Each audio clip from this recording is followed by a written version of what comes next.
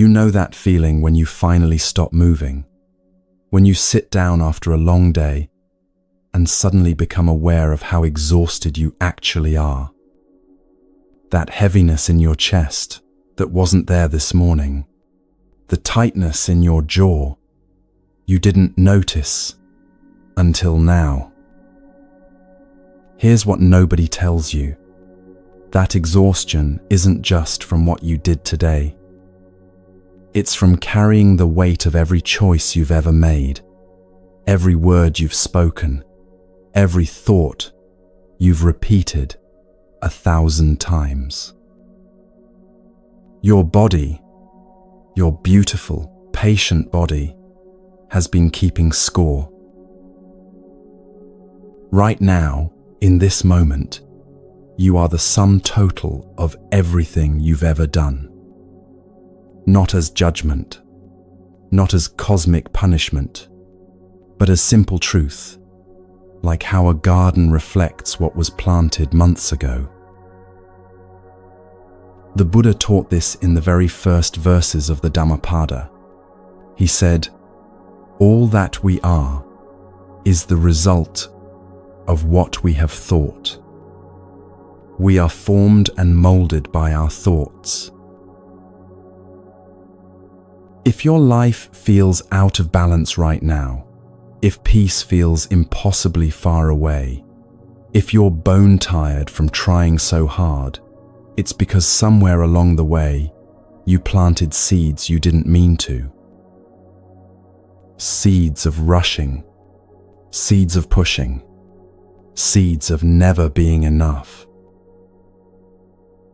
But seeds can be replanted.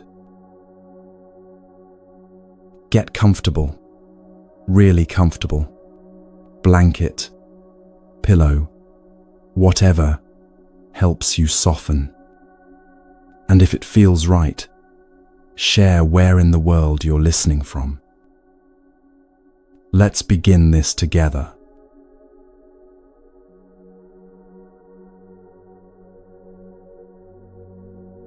Let's talk about karma.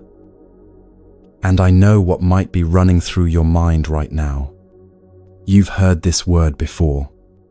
Maybe it showed up in a movie, or someone said, "That's karma," when something bad happened to someone who deserved it. But what the Buddha taught about karma has nothing to do with cosmic revenge or some universal scoreboard keeping track of who's been naughty or nice. Karma is simpler than that, and more profound. The word karma just means action. That's it. Every movement you make, every word you speak, every thought you think, these are all karma.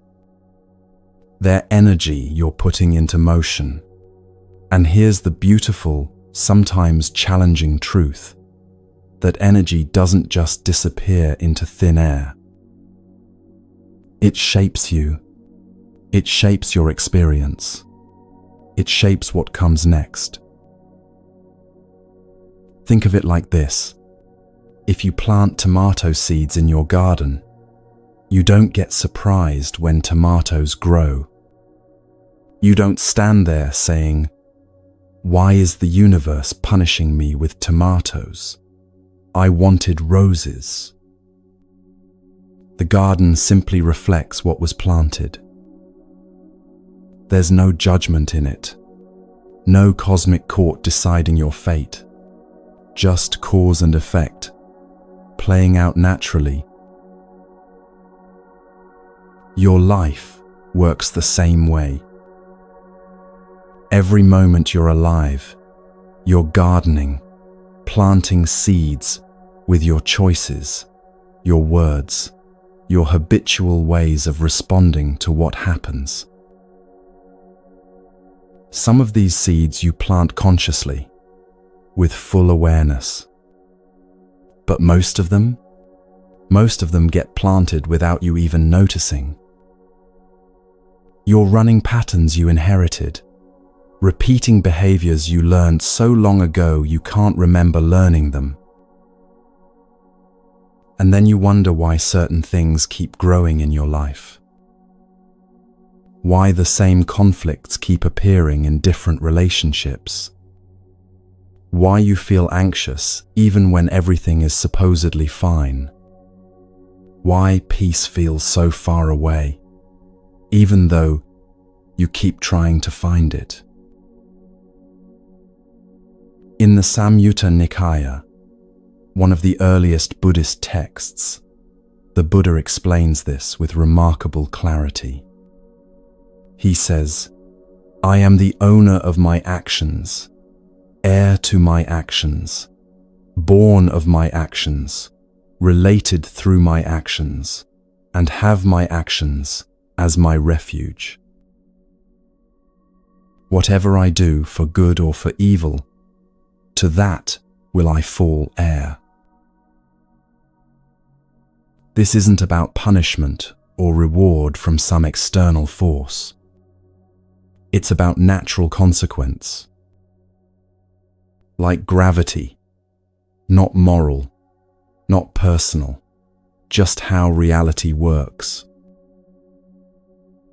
You are, right now, living in the world your past actions created. Your health, your relationships, the quality of your mind, the ease or difficulty you experience, all of it grows from seeds you've been planting, sometimes without even knowing it. And right now, in this very moment, you're planting seeds for tomorrow. Take a breath and let that sink in for a moment. You're not powerless. You're not stuck. Right now, you have the capacity to plant something different. The Buddha taught that we create 4 different types of karma every single day, often without realizing it. Understanding these 4 types is like getting a map to your own inner landscape. A way of seeing the invisible patterns that have been shaping your experience.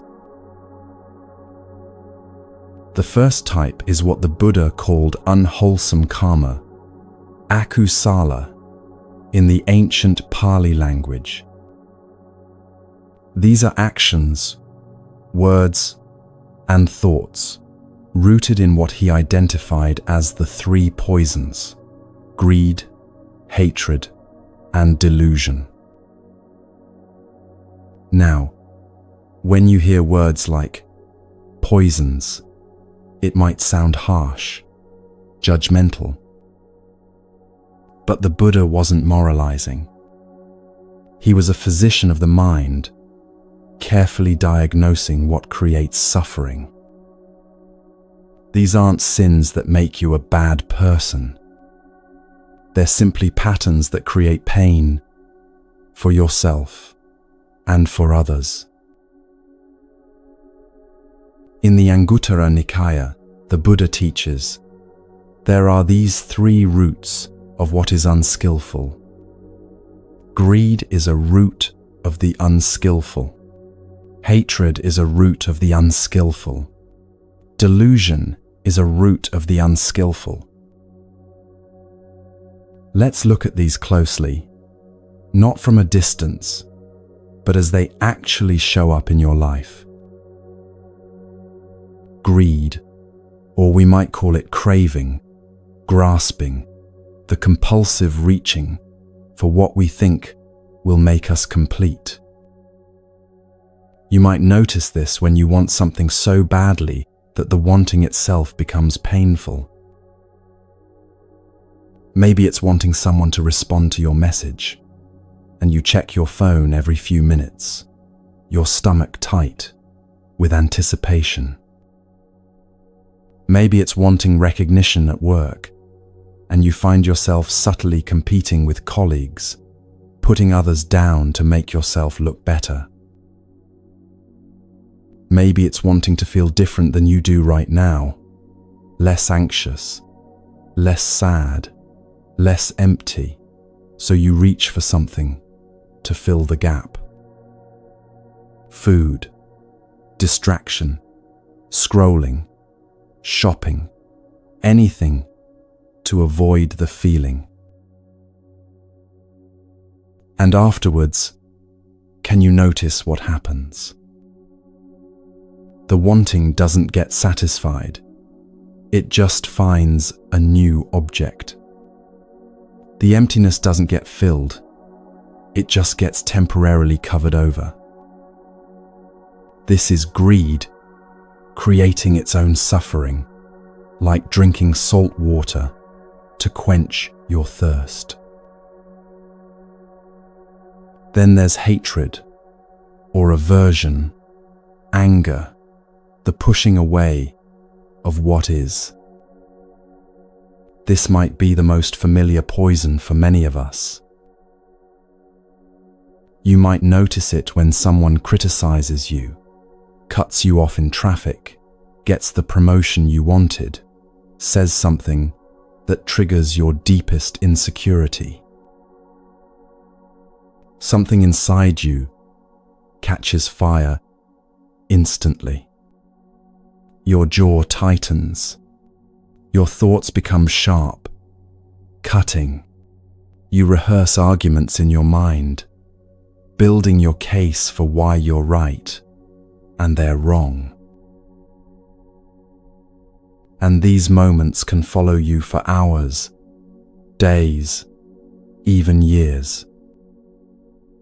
There might be people you haven't spoken to in a decade, but the argument you had with them still lives in your body, still creates tension when you think about it. The Buddha compared this to holding a hot coal in your hand, planning to throw it at someone else. Who gets burned first? The third poison is delusion, not stupidity, but the fundamental misunderstanding of how things actually are. We think things are permanent when they're constantly changing. We think happiness comes from getting what we want, even though experience shows us repeatedly that it doesn't last. We think we're separate from everything else, when we're actually woven into the fabric of all life, interdependent with everything. This delusion is the most subtle of the three poisons, but in many ways, the most dangerous. Because when you don't see reality clearly, all your actions are built on a faulty foundation. In the famous fire sermon, the Buddha taught that everything is burning, burning with the fire of greed, the fire of hatred, the fire of delusion. And this burning creates suffering, just as surely as putting your hand in a flame creates pain. This is unwholesome karma, not because you're a bad person for experiencing greed or anger or confusion. Everyone does. It's part of being human. But because these mental states, when acted upon, create friction in your life, they're like swimming upstream against a powerful current. You can do it, but it drains you, and you don't get very far. Now breathe for a moment. If you're recognizing yourself in these patterns, that's actually a good sign. Awareness is always the first step toward freedom. The second type is wholesome karma, kusala. These are actions, words, and thoughts rooted in their opposites: generosity instead of greed, loving, kindness instead of hatred, wisdom instead of delusion. The Buddha taught, there are these three roots of what is skillful. Non-greed is a root of the skillful. Non-hatred is a root of the skillful. Non-delusion is a root of the skillful.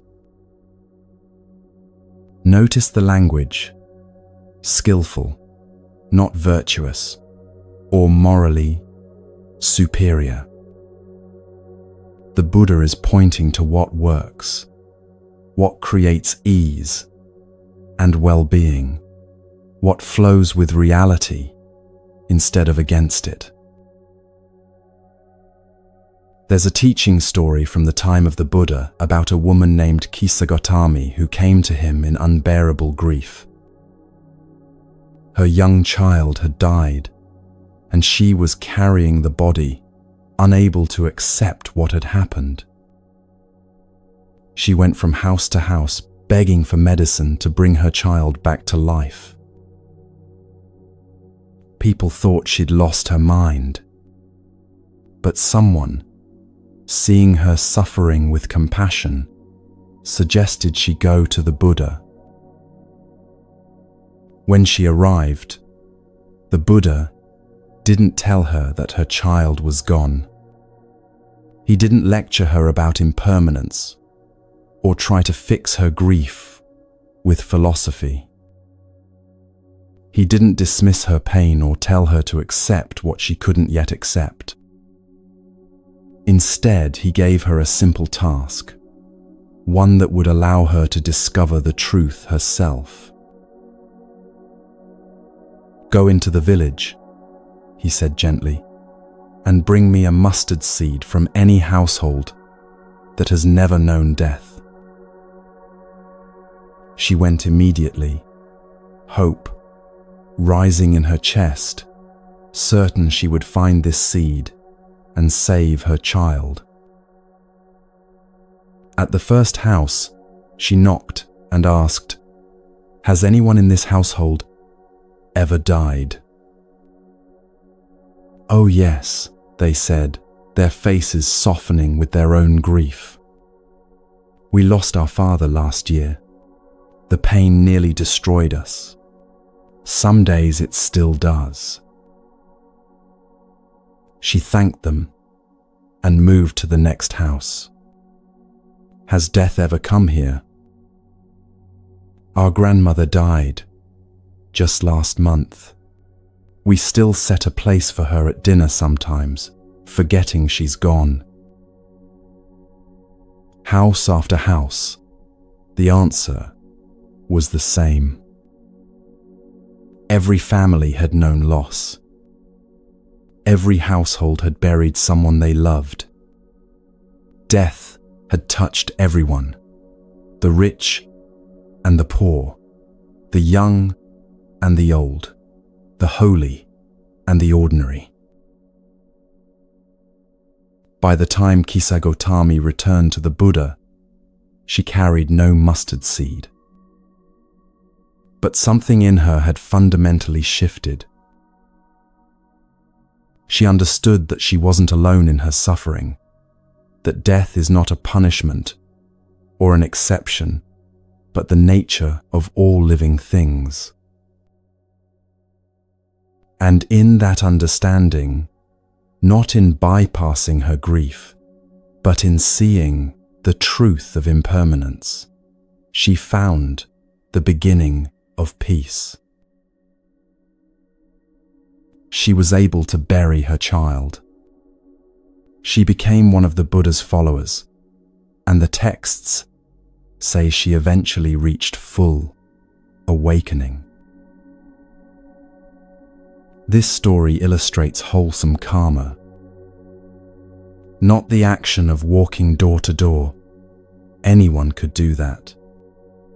But the movement toward reality instead of away from it.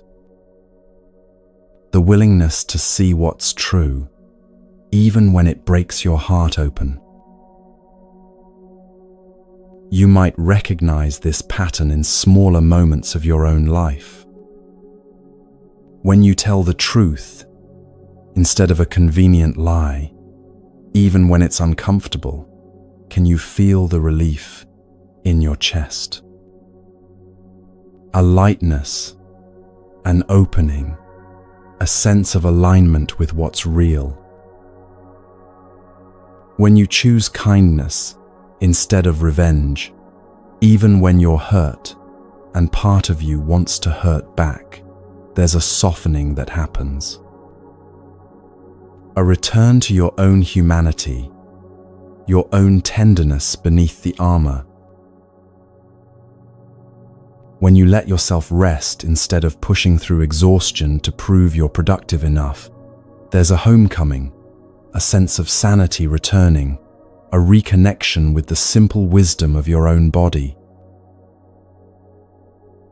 This is wholesome karma, not self-righteous or superior, just aligned with how things actually are. Working with the current instead of against it. The Buddha called this having the wind at your back. You're still walking, still making effort, still moving through difficulty. But reality supports you instead of resisting you. You're moving with the grain of things instead of constantly fighting against it. Now, the third type of karma, and this is where most of our lives actually happen, is neutral karma. In the traditional teachings, this refers to actions that don't particularly create suffering or ease. Brushing your teeth, walking from one room to another, tying your shoes. The countless small movements of being alive that we do without much awareness. Most people live 90% of their lives in this neutral zone, going through the motions on autopilot, like sleepwalkers, moving through their days, eating without tasting, scrolling without seeing, speaking without really listening to our own words, moving through life like a person only half awake. And here's where something remarkable becomes possible. What if these neutral actions, the ones you're doing anyway, the ones that fill up most of your day, could become something more? This brings us to the fourth type of karma, what the Buddha called transcendent or liberating karma. In the ancient language, this is called lokutara, that which goes beyond the world, beyond the cycle of suffering. The Majjhima Nikaya contains a discourse where the Buddha explains this. He's not talking about special holy actions reserved for monks and nuns. He's talking about any action performed with complete presence, with wisdom, with the intention to wake up and be free. There's a famous teaching story that illustrates this perfectly. A young monk came to study at a monastery with grand ambitions burning in his heart. He wanted to unlock the mysteries of consciousness, to achieve profound meditative states, to study with the great masters, to become enlightened. Instead, he was assigned to the kitchen to wash dishes. Day after day, meal after meal, there were the bowls, sticky with rice, crusted with food, never-ending. At first, he was bitter about this assignment. He'd watch other monks meditating in the hall, their faces serene and concentrated. He'd see them studying ancient texts with the senior teachers, receiving profound instructions. Meanwhile, he had dishwater-wrinkled hands and the same repetitive task that seemed to have nothing whatsoever to do with enlightenment. His teacher noticed his resentment, the tight shoulders, the clenched jaw, the way he attacked the dishes with barely contained frustration. One day, the teacher gave him new instructions. Wash each bowl as if you're washing the Buddha's own bowl. Give it your complete attention. Feel the temperature of the water on your hands. Notice the weight and texture of each dish. Watch how the soap creates bubbles that catch the light and shimmer with colors. Listen to the sound of water. Be fully present with this one simple task, as if nothing else in the entire world exists. The monk thought this was absurd, spiritual bypassing to keep him from the real teachings, a trick to make him accept his lowly position. But he tried it anyway, mostly because he had no choice. And something extraordinary happened. When he brought his full attention to washing dishes, not thinking about what he'd rather be doing, not lost in fantasies about his future enlightenment, not consumed by resentment about his present circumstances, not anywhere but right here with warm water and soap and ceramic, he discovered a quality of peace he'd never found in all his reading about meditation. The dishes didn't change. The task didn't suddenly become more important or meaningful on its own. But his relationship to it transformed completely. He found presence, clarity, stillness, the ability to be fully here, fully alive, even while doing the most ordinary thing. And in that transformation, he found what he'd been seeking all along. This is transcendent karma. Not actions that are inherently more spiritual than others, but any action, absolutely any action, performed with complete awareness, with wisdom, with the sincere intention to wake up.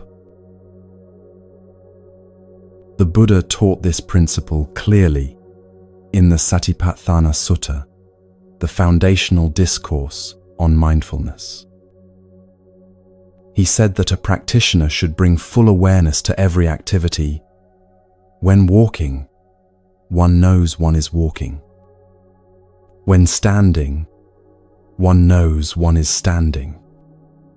When sitting, one knows one is sitting. When lying down, one knows one is lying down.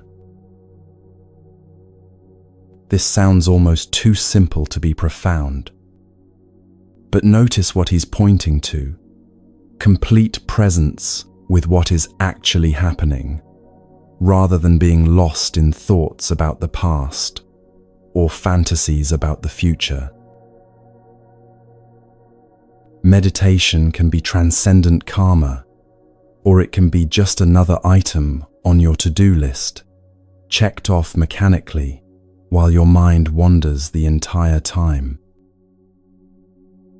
Compassion can be transcendent, or it can be performance, done because of how it makes you look, or the story you can tell about yourself as a spiritual person.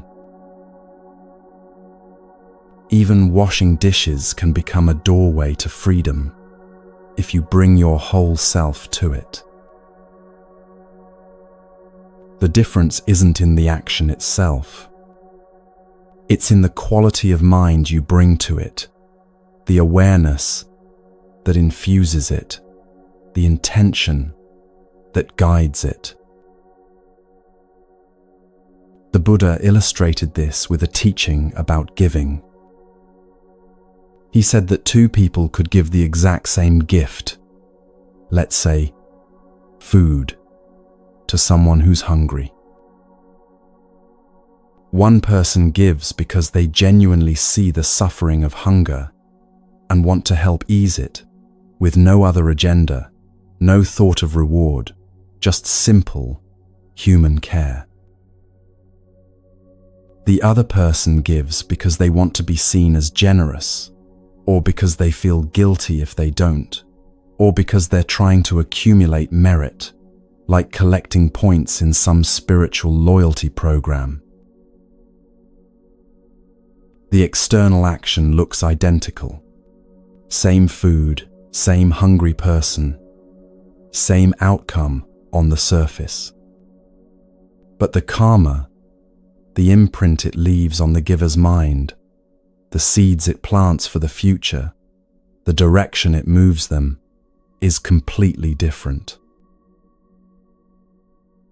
One creates more genuine connection, more openness of heart, more capacity to see and respond to suffering without making it about yourself.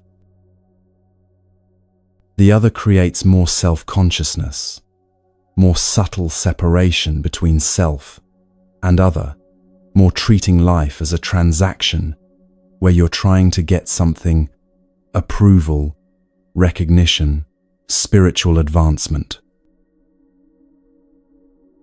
In the Kalama Sutta, the Buddha gives perhaps his most practical teaching on how to discern wholesome from unwholesome karma. He tells a group of villagers not to believe something just because it's written in scriptures, or because a teacher said it, or because it's traditional, or even because he himself taught it.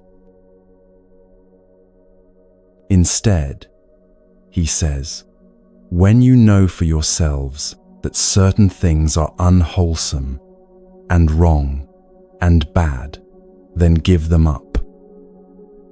And when you know for yourselves that certain things are wholesome and good, then accept them and follow them. How do you know? By observing the results in your own direct experience. When you act from greed, from grasping, from the compulsive need to acquire or achieve, what happens in your body? Do you feel lighter or heavier? More at peace or more agitated? More connected to life or more isolated in your wanting? When you act from anger, from the need to defend yourself and prove yourself right, what's the result? Does it bring you closer to peace or further from it? Does it heal the relationship or deepen the wound? When you act from delusion, from not seeing things as they actually are, where does it lead? Does it create more clarity or more confusion? And when you act from generosity, from genuine care, from wisdom that sees the interconnection of all things, what grows from that? Your body knows the answer before your mind does. There's a felt sense of rightness when you're aligned with reality, a sense of flow, of coming home to yourself. And there's a friction, a resistance, a subtle wrongness when you're moving against the grain of things. The Buddha wasn't asking you to believe him. He was inviting you to become a scientist of your own experience, to observe carefully and honestly what creates suffering and what creates freedom. Think about your own life right now. Can you sense the difference between actions you take on autopilot and actions you do with real presence? Between kindness that flows from actually seeing someone and kindness that's trying to prove you're a good person. Between work that comes from genuine care and work that comes from fear of being judged as inadequate. You know the difference. Even when you lie to yourself about it, some part of you knows. When you act from a place of true presence and care, there's a rightness to it you can feel in your bones. When you act from fear or habit, or the need to perform for others, there's a hollowness, an incompleteness, no matter how perfectly you execute the action. The Buddha wasn't demanding you become perfect. He wasn't asking you to transform every moment into enlightened action overnight. He was simply inviting you to notice, to become aware of the patterns you're running, the seeds you're planting, the life you're creating with each small choice. Because here's the truth that makes all of this hopeful rather than overwhelming. If everything you're experiencing right now is the result of past actions, past choices, past patterns, then everything you'll experience tomorrow is being shaped by what you're doing right now. You're not stuck with the garden you've already grown. You can plant new seeds today. Right now, this very moment. You can notice the pattern of immediately reaching for your phone when you're uncomfortable and choose to sit with the discomfort for just one breath instead. You can catch yourself about to speak harshly and choose silence or softness instead. You can feel the familiar pull toward the old harmful pattern and choose, just this once, something different. These aren't grand gestures. They're not dramatic transformations that will impress anyone or look good on social media. They're just small redirections, tiny course corrections that nobody else might even notice. But repeated over time, these small changes create massive transformation. One morning of presence instead of immediately grabbing your phone won't revolutionize your life. But 200 mornings will reshape your nervous system, your capacity for peace, your relationship with reality itself. One moment of choosing kindness instead of defensiveness won't heal a broken relationship. But 1,000 moments might create something new, something neither of you thought was possible. This is the map the Buddha offers you. 4 types of actions, 4 different directions your energy can move.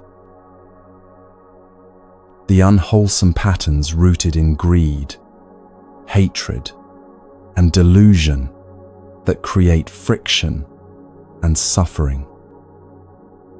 The wholesome patterns rooted in generosity, loving kindness, and wisdom that create ease and connection. The neutral actions that could become doorways to presence if you brought awareness to them. And the transcendent actions that fundamentally change the direction you're heading, that free you from old patterns of suffering. You don't have to figure it all out at once. You don't have to become a different person by tomorrow morning. The path is gentler than that. Just notice. Just begin to see the patterns. Just start asking yourself, what am I planting right now with this choice, this word, this thought? And when you catch yourself planting seeds of suffering, when you notice the anger arising, the defensiveness activating, the old story starting to play, you don't have to judge yourself harshly. You just have to recognize it. Oh, this is that pattern again. This is me swimming upstream again. And then, if you can, you make a different choice. Not because you're trying to be morally superior, not because you're afraid of cosmic punishment, but because you're tired of creating your own suffering. Because you've tasted the difference between friction and flow. Because you want to live with the wind at your back, instead of constantly fighting against a current you can't see. This is karma without the mystery. Just cause and effect, just actions and their natural consequences. Just the simple, profound truth that what you do matters, not because someone is watching and judging from above, but because you are literally creating your experience of life with every choice you make. The heaviness you feel on some days, the lightness you feel on others, the quality of your relationships, the state of your mind, the experience of living in your own body. All of it, every single bit of it, growing from seeds you've planted. And right now, in this very moment, you're planting seeds for tomorrow. What do you want to grow?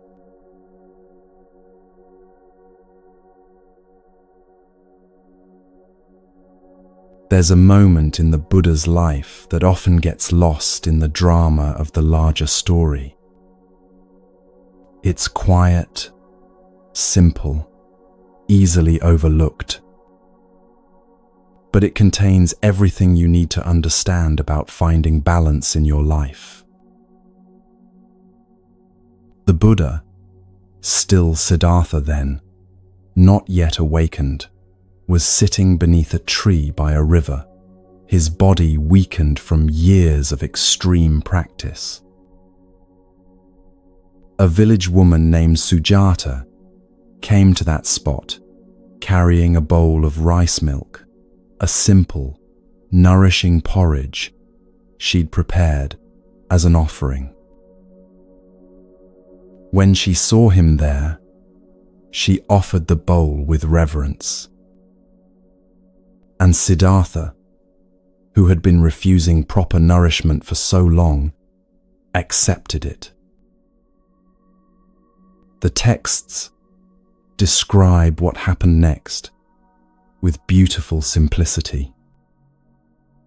As he drank, his strength returned. His mind cleared, his body steadied. He could sit upright without collapsing. He could breathe deeply. He could think clearly for the first time in years. That night, properly nourished, he sat in meditation and awakened fully. Now, the usual way this story is told focuses on what came before, the 6 years of starvation, the extreme asceticism, all of that. But what I want you to notice is something simpler and more intimate. The bowl of rice milk wasn't magic. It wasn't a special spiritual food. It was just nourishment at the right time, accepted with wisdom rather than refused out of rigid principle. This is what the Buddha later called the middle way. Not a philosophy to study, but a living wisdom about meeting yourself and your life with balance. And here's what matters for your life right now. You probably need your own bowl of rice milk. Maybe not literal food, though that might be part of it. But some form of nourishment you've been refusing because you believe you should be able to do without it. Some gentleness you've been denying yourself because you think real growth only comes through harshness. Some rest you've been avoiding because you're afraid that if you stop pushing, you'll never start again. Or maybe it's the opposite. Maybe you've been so comfortable, so careful to avoid all difficulty, that you've forgotten what it feels like to challenge yourself, to grow, to discover what you're capable of when you step beyond the familiar. The middle way addresses both of these patterns. In the Dhammacakkappavattana Sutta, the Buddha's first teaching after his awakening, he explains it clearly. He speaks of two extremes that don't lead to freedom: the extreme of indulging every comfort and desire, and the extreme of harsh self-denial and punishment. Then he says, the middle way discovered by the Tathagata avoids both these extremes. It gives vision, it gives knowledge, and it leads to peace, to direct awakening, to enlightenment. Notice what he doesn't say. He doesn't say the middle way is easy or comfortable or free from challenge. He says it gives vision, the ability to see clearly what's actually happening, rather than being lost in extremes. You might recognize these extremes in your own life. There are areas where you push yourself relentlessly, demanding perfection, allowing no space for being human. You work too many hours, say yes to everything, exercise until you're injured, expect yourself to never need rest or tenderness or help. And there are other areas where you've given up entirely, where you stay only in what's comfortable, where you avoid any challenge or growth because discomfort feels unbearable. Or you might swing between these extremes, pushing hard until you burn out, then collapsing into avoidance, then pushing hard again in a cycle that never finds sustainable ground. The Buddha understood this pattern intimately, and what he discovered wasn't a rigid middle point you find once and stay at forever. He discovered something more subtle, a constant tuning, a continuous adjustment, a responsive wisdom that keeps finding balance as circumstances change. Let me share a teaching that doesn't get talked about as much, but speaks directly to this. In the Meghiya Sutta, there's a story about a monk named Meghiya who was the Buddha's attendant. One day, Meghiya saw a beautiful mango grove and thought it would be the perfect place to meditate. He asked the Buddha for permission to go practice there. The Buddha said, "Wait a little, Meghiya. We are alone here. Wait until another monk comes."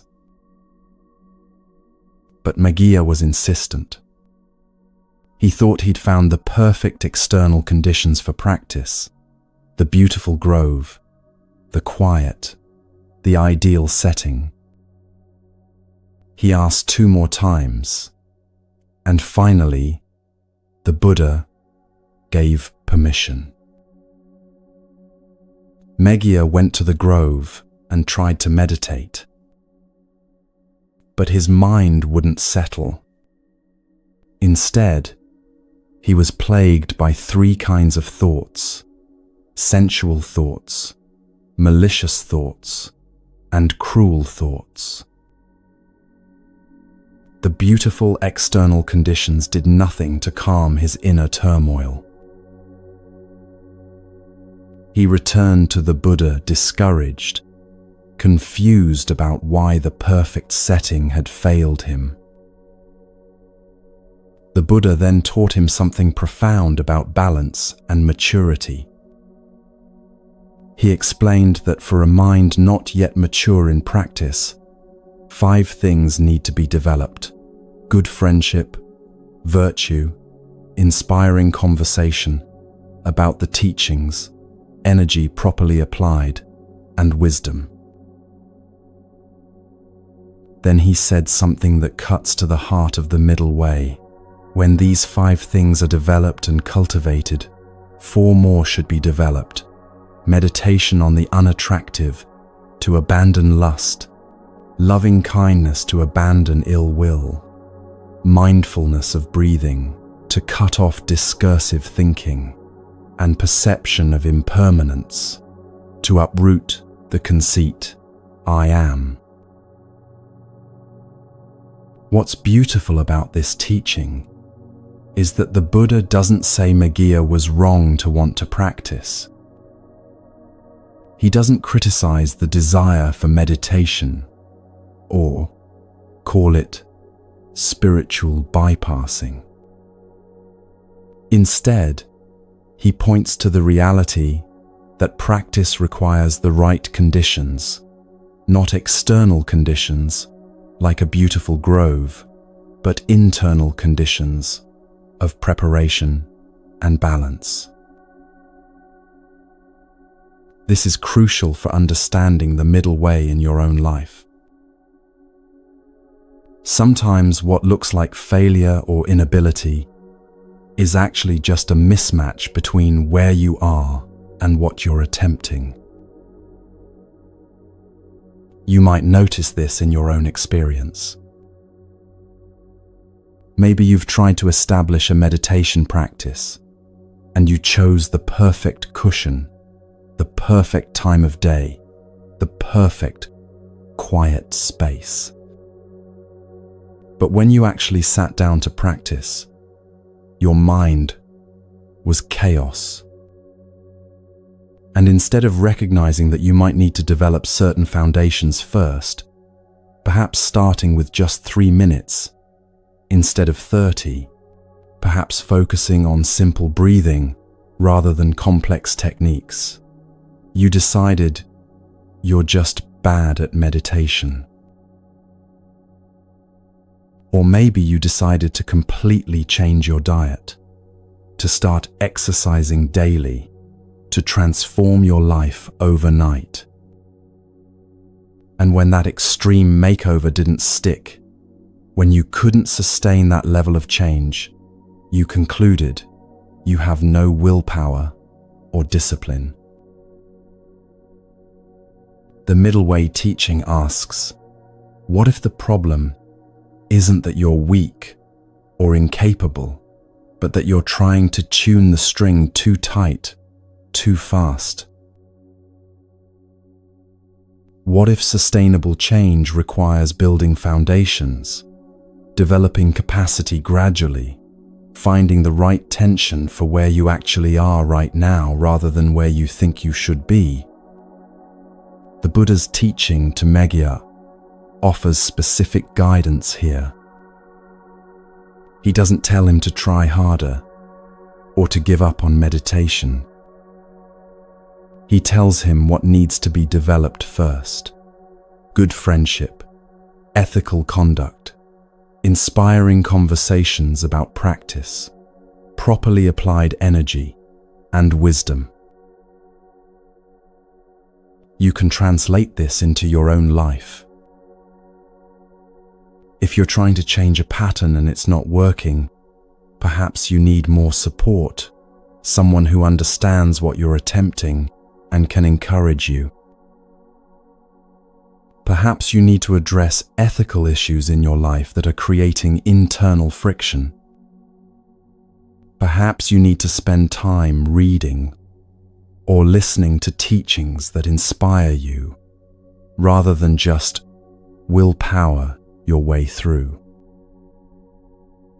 Perhaps you need to adjust your energy, not pushing so hard, or perhaps pushing more in certain areas you've been avoiding.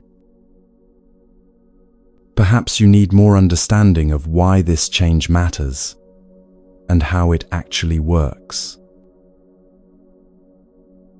This is the middle way in action, not just moderating extremes, but wisely understanding what conditions support growth and what conditions undermine it.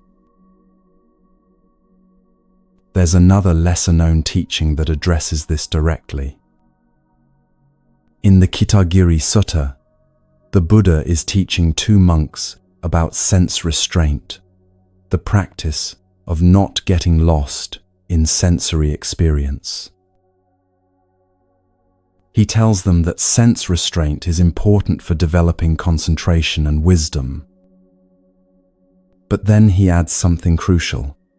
If you practice restraint in a way that makes you stressed, anxious, or exhausted, that's too tight.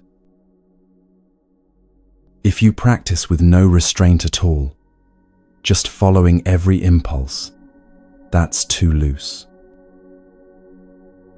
The middle way is practicing restraint without creating tension and stress, while also not abandoning the practice entirely. This teaching beautifully captures what balance actually means. It's not about finding some mathematical midpoint between two extremes. It's about finding the approach that's both effective and sustainable, that actually moves you toward freedom without creating new forms of suffering. You can apply this to anything in your life. Let's say you're trying to change your relationship with your phone, with social media, with the constant digital distraction that fragments your attention. The extreme of too tight might be, I'm deleting all social media, throwing my phone away, completely disconnecting from the digital world. That might work for some people in some circumstances, but for most of us, it creates so much stress and inconvenience that it's not sustainable. You might manage it for a week, maybe two, but then you're back to old patterns with added shame about failing. The extreme of too loose might be, I'll just keep scrolling whenever I feel like it. Trying to change this is too hard. This is just how life is now. Everyone does it. The middle way might be, I'll notice when I'm reaching for my phone out of habit rather than necessity. I'll create some simple boundaries, not checking it first thing in the morning, leaving it in another room during meals, having certain times when I'm fully present. And I'll do this with kindness toward myself when I slip, knowing that changing patterns takes time. Can you feel how that middle approach is neither harsh nor permissive? It has both care and discipline, both gentleness and strength. This is the wisdom the Buddha was pointing to. Not a rigid rule that applies to everyone the same way, but a living responsiveness to what's actually needed. And here's what's essential to understand. Your middle way will change as you change. What's balanced for you today might be too much or too little 6 months from now. What felt like the right amount of challenge last year might feel overwhelming this year, or it might feel too easy. In the Anguttara Nikaya, there are teachings about the seasons of practice, how sometimes you need to emphasize energy and effort, and other times you need to emphasize tranquility and ease. The wise practitioner knows which season they're in and adjusts accordingly. Think about the natural world for a moment. A tree doesn't push for growth in winter. It doesn't berate itself for going dormant, for pulling energy inward, for appearing to do nothing while its roots consolidate and prepare for spring. And in spring, it doesn't hold back out of fear or doubt. It doesn't say, "I've been resting so long, maybe I should rest a little more to be safe." It responds to the conditions, putting out new growth, using the energy it stored during winter. Summer brings a different energy, full expression, ripening, the abundance of growth realized. And then autumn asks for something else, letting go, releasing what's no longer needed, preparing again for rest. You have seasons too. Times when you have energy and capacity for growth, for challenge, for pushing your edges. Times when what you planted earlier is ripening, and you need to simply maintain and allow.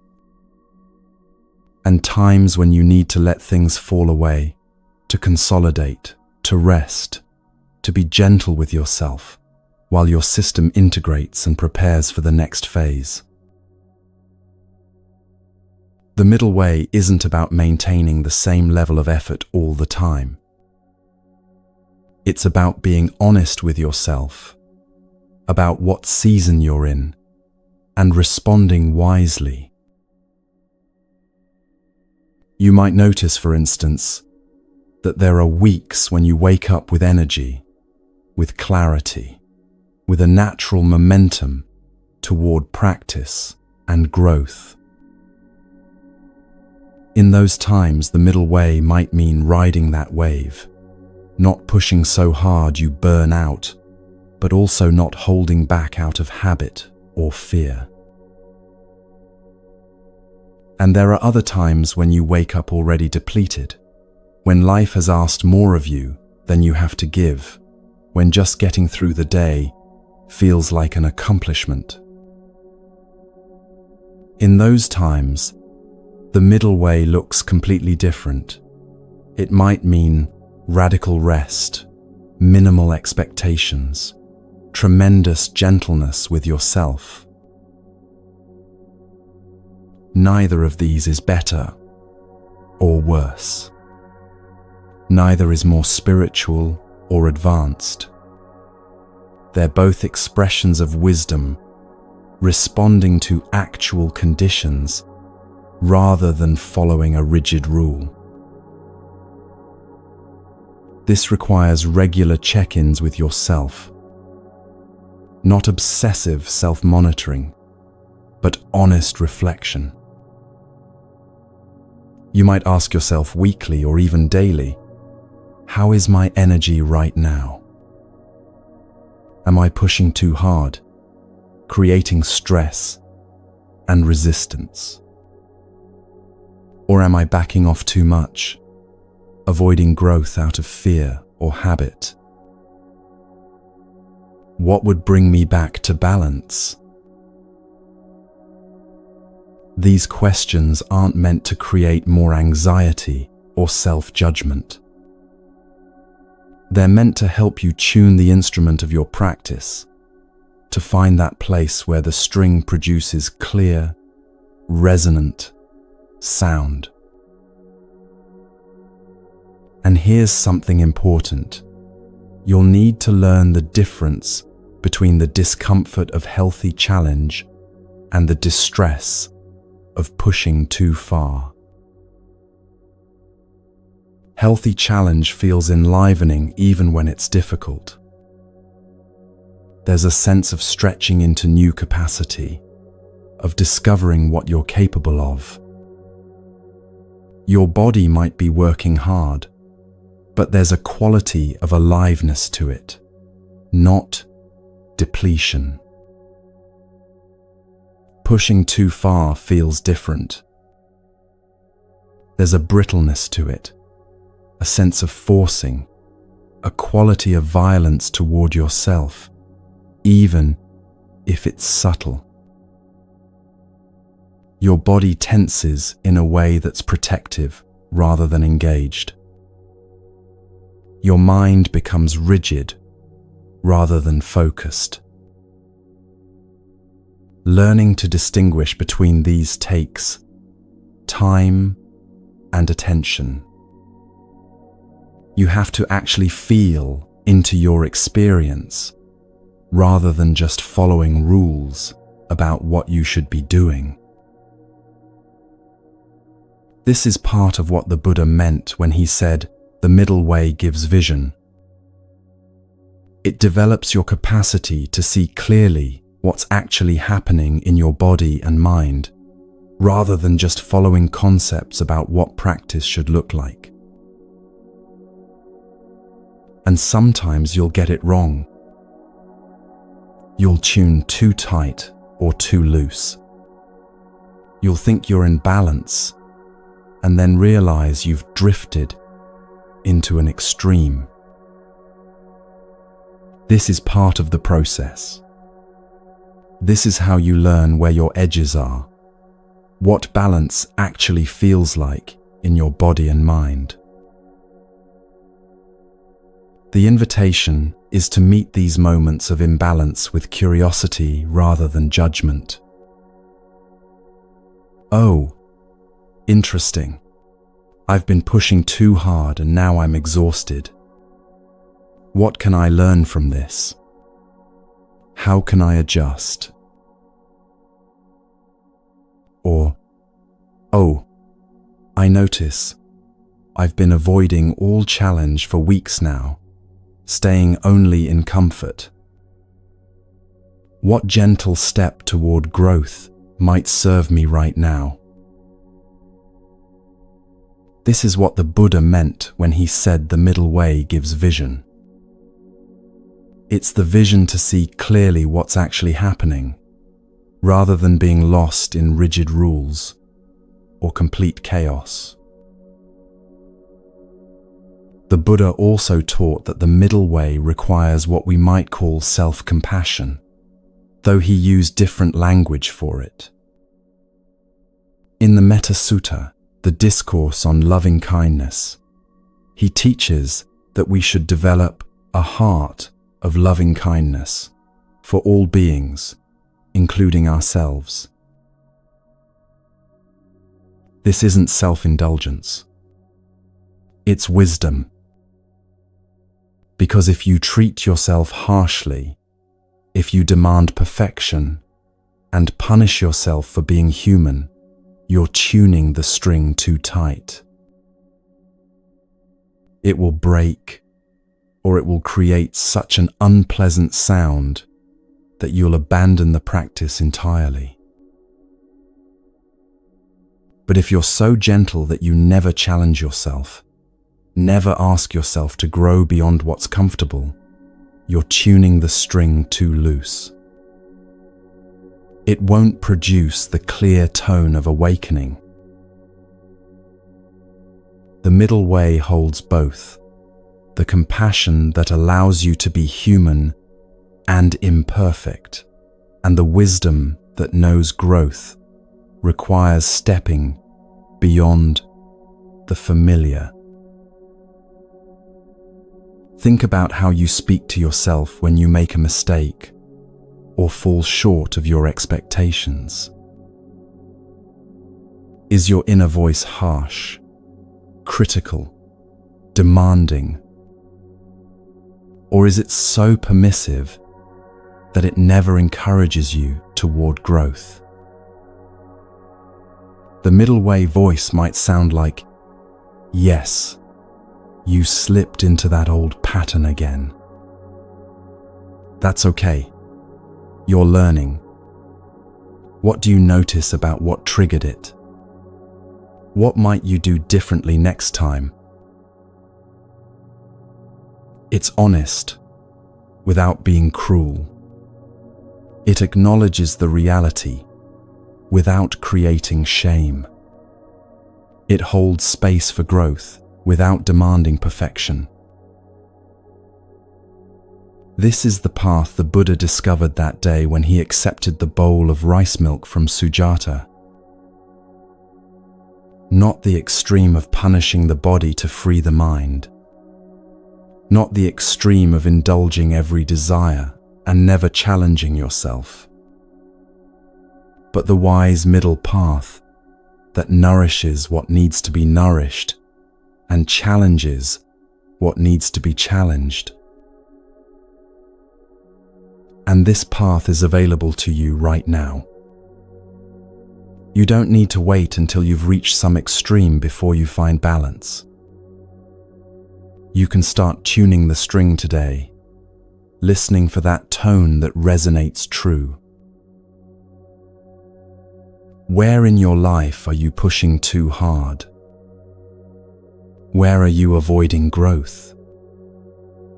Where do you need more nourishment? And where do you need more challenge? These aren't questions to answer once and be done with. They're questions to keep asking, to keep exploring as your life unfolds and changes. The middle way isn't a destination. It's a way of walking, a way of being, a continuous adjustment toward balance and wisdom. And right now, in this moment, you can take one small step toward that balance. Not a dramatic transformation, not a complete overhaul of your life.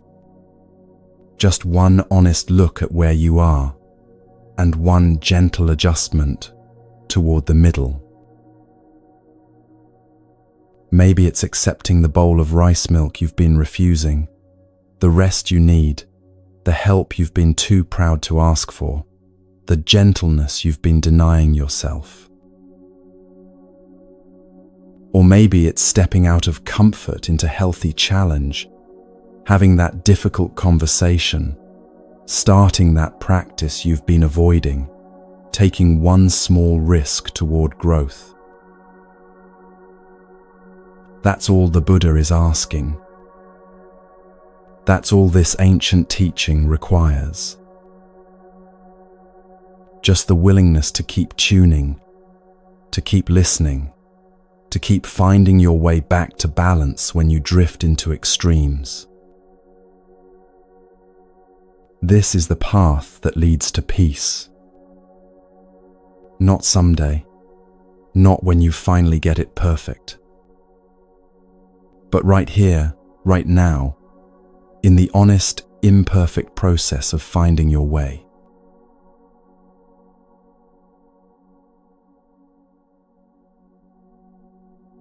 There's something running your life that you didn't consciously choose.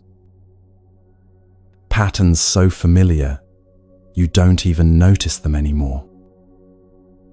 Ways of responding, ways of speaking, ways of moving through your day that happen automatically, like a program running in the background of your mind.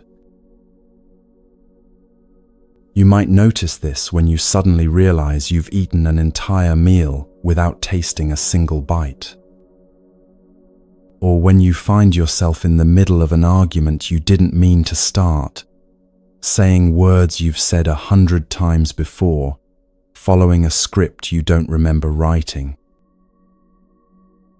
Or when you reach for your phone without even deciding to, your hand moving before your conscious mind registers the impulse. These aren't moral failures. They're not signs that something is fundamentally wrong with you.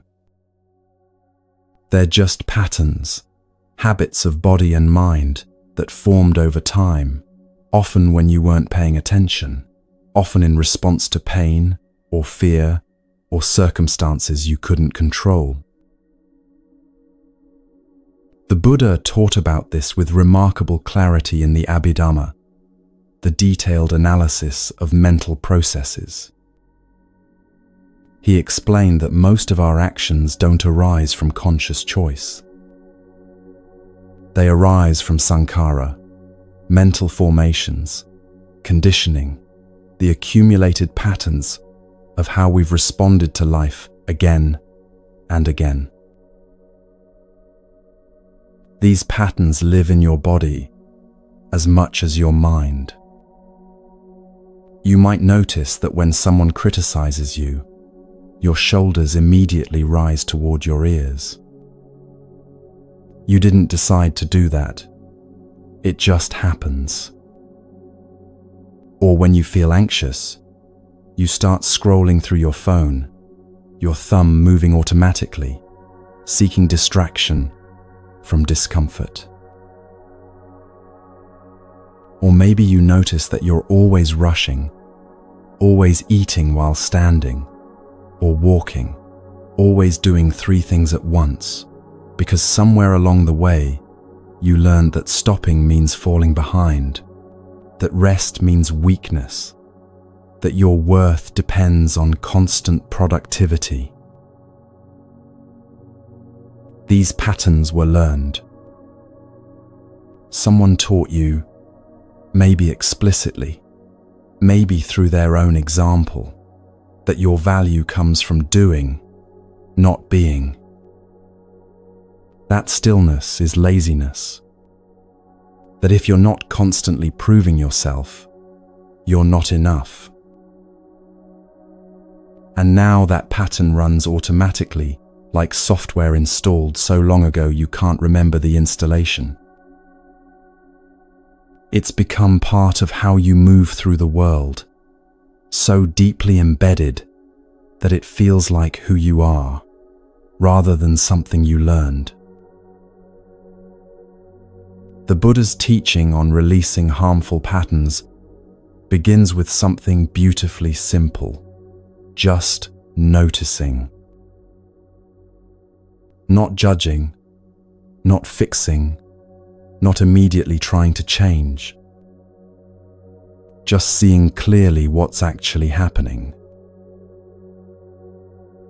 In the Satipatthana Sutta, the foundational discourse on mindfulness, the Buddha teaches, a practitioner, when going, understands, I am going. When standing, understands, I am standing. When sitting, understands, I am sitting. When lying down, understands, I am lying down. This might sound absurdly simple.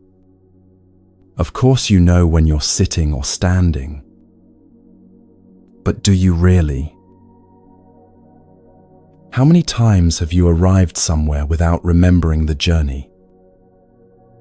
How often do you find yourself sitting at your desk without any memory of walking there, your mind completely absorbed in thoughts about the past or worries about the future? How many meals have you eaten without any awareness of the food, your body going through the motions while your mind rehearses tomorrow's presentation or replays yesterday's conversation? The Buddha is pointing to something profound. Most of the time, you're not actually present for your own life. You're running on autopilot, following patterns you didn't consciously choose, responding from conditioning rather than consciousness. And here's what's important. This isn't your fault. These patterns formed for reasons.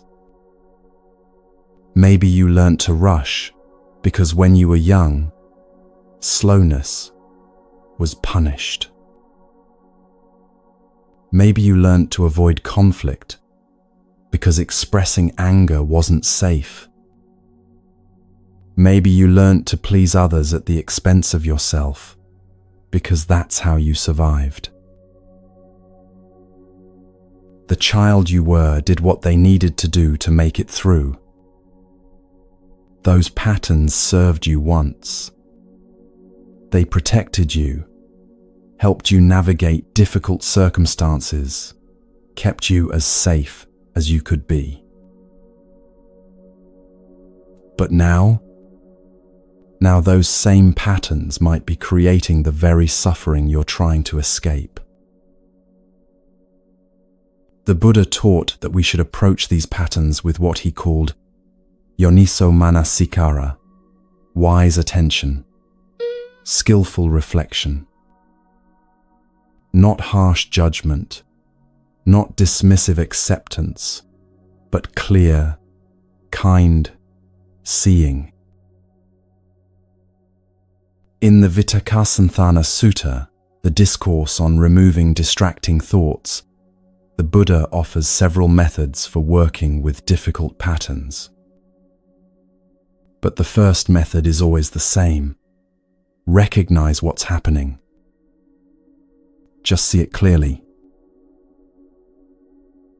You might start to notice, for instance, that you have a pattern of saying yes when you mean no. Someone asks you to take on another project, another commitment, and before you've even considered whether you have the capacity, before you've checked in with your actual energy level or existing obligations, you hear yourself saying, "Sure, I can do that." And then you're driving home or lying in bed that night, and you feel it, that familiar heaviness in your chest, that sense of being trapped by your own inability to set boundaries, that resentment building toward a person who simply asked you a question. The first step isn't to force yourself to start saying no. The first step is just to notice the pattern, to see it clearly, without layering shame on top of it. Oh, I did it again. I said yes when I meant no. This is a pattern I run. Interesting. That's all. Just seeing. But that seeing is powerful, because you can't change a pattern you don't recognize. And recognition is the beginning of freedom. The Buddha taught that once you begin to see your patterns clearly, you can start to make conscious choices about which ones to keep and which ones to release.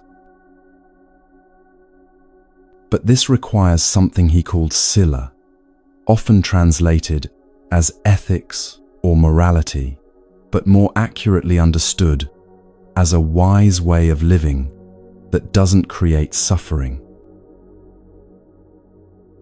In the Upali Sutta, the Buddha explains that ethical conduct isn't about following commandments from an external authority.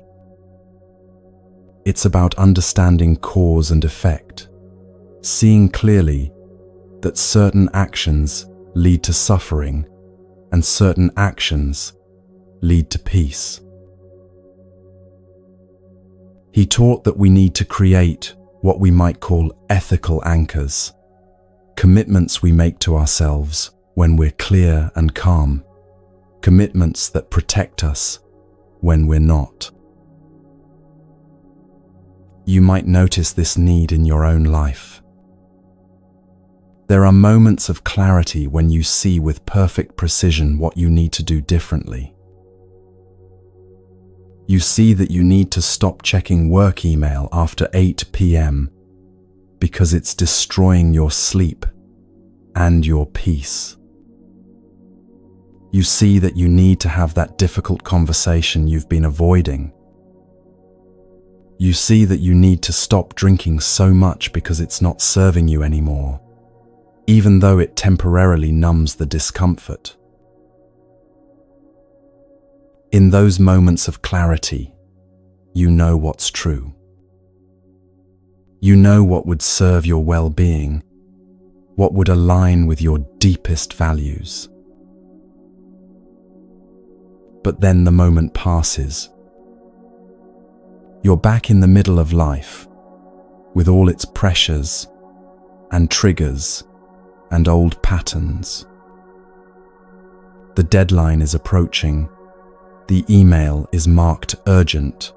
Your boss is asking for immediate response. And suddenly, that clarity about boundaries feels far away, irrelevant, impractical.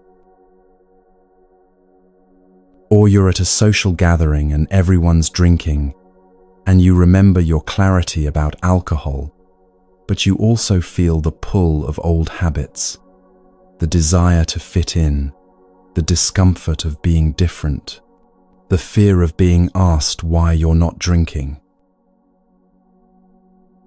And your commitment wavers.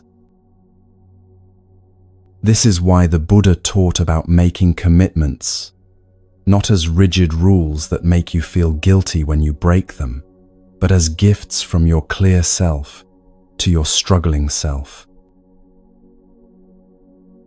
The traditional Buddhist practice is taking precepts, ethical guidelines that protect you from creating suffering. But before we look at the specific precepts, let's understand the spirit behind them. When you're calm and clear, you can see what truly serves your peace and what undermines it. In that clarity, you can make a promise to yourself: when I'm triggered, when I'm afraid, when I'm caught in old patterns, I'll remember this clarity. I'll have this commitment to guide me back. This isn't about becoming perfect or never making mistakes. It's about creating a North Star, a reference point you can return to when you've lost your way. Think about it this way. Imagine you're standing on a mountaintop with a clear view of the landscape below. You can see the winding path through the valley. You can see where the path leads to beautiful meadows and where it leads to dangerous cliffs, where it crosses streams and where it dead ends in swamps. From this vantage point, with this clarity, you draw yourself a map. Then you descend into the valley. Now you're in the thick of it, trees blocking your view, fog rolling in, the path less clear, uncertainty at every turn. But you have the map you drew from the mountaintop. That map, created in clarity, can guide you even when you can't see clearly anymore.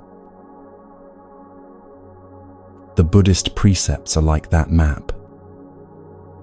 They're wisdom from your higher self, protecting you when you're lost in the fog of reactivity, fear, or habit. The Buddha offered 5 basic precepts as a foundation for ethical conduct. Not as commandments from an external God, but as observations about what creates suffering and what creates peace. Not as burdens, but as gifts you give yourself.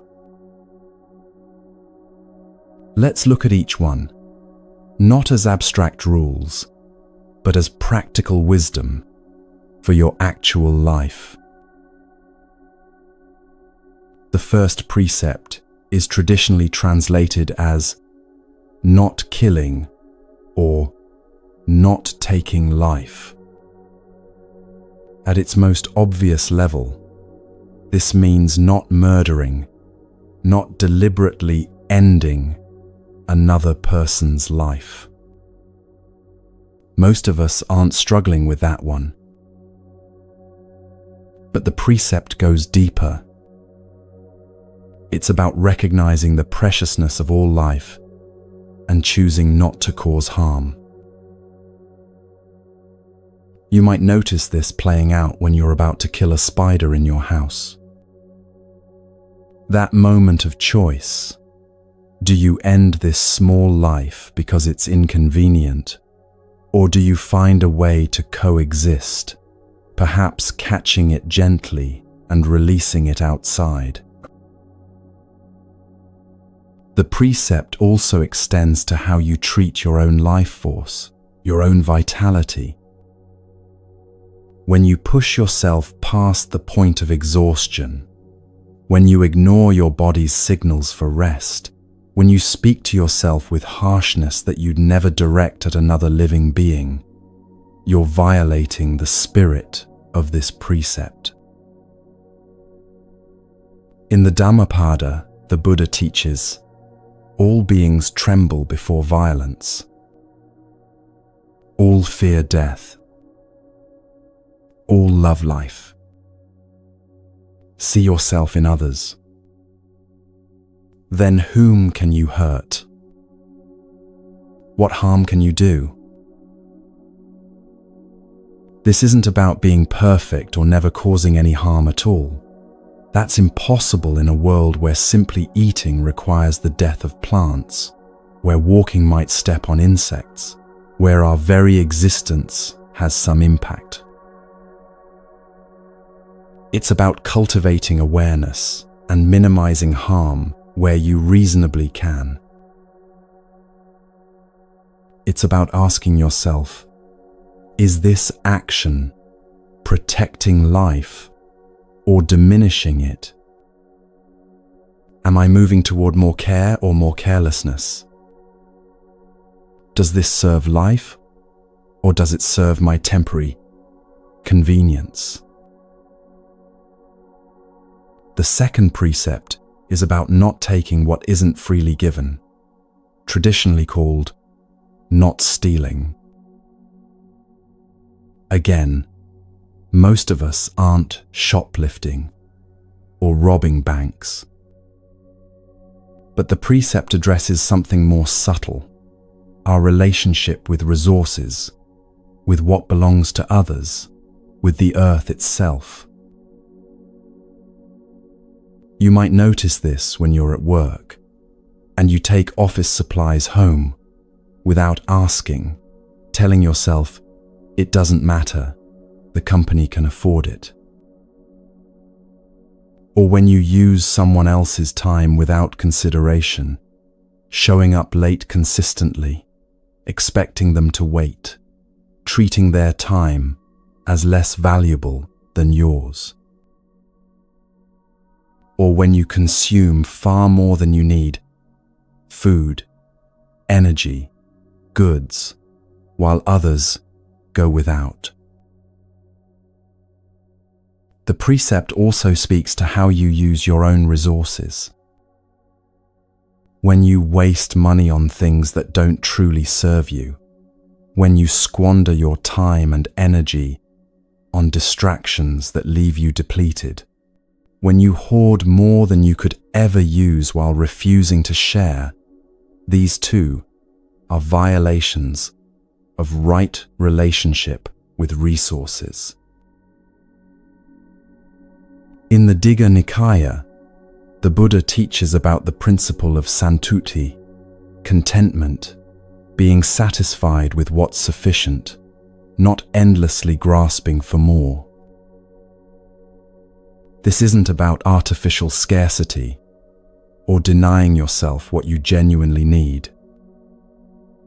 It's about recognizing the difference between enough and the endless hunger of greed. You might ask yourself, am I taking more than I need? Am I taking without permission or consideration? Am I in right relationship with what I have and what I use? Do I use resources wisely or wastefully? The third precept addresses sexual conduct, not causing harm through sexual activity. The traditional language is often about adultery, but the deeper principle is about honoring the trust and vulnerability inherent in intimate relationships. This means not using sex to manipulate, control, or harm. Not betraying commitments you've made to partners. Not engaging in sexual activity that creates suffering for yourself or others. But it also extends more broadly to how you engage in all intimate relationships. Are you honest about your intentions?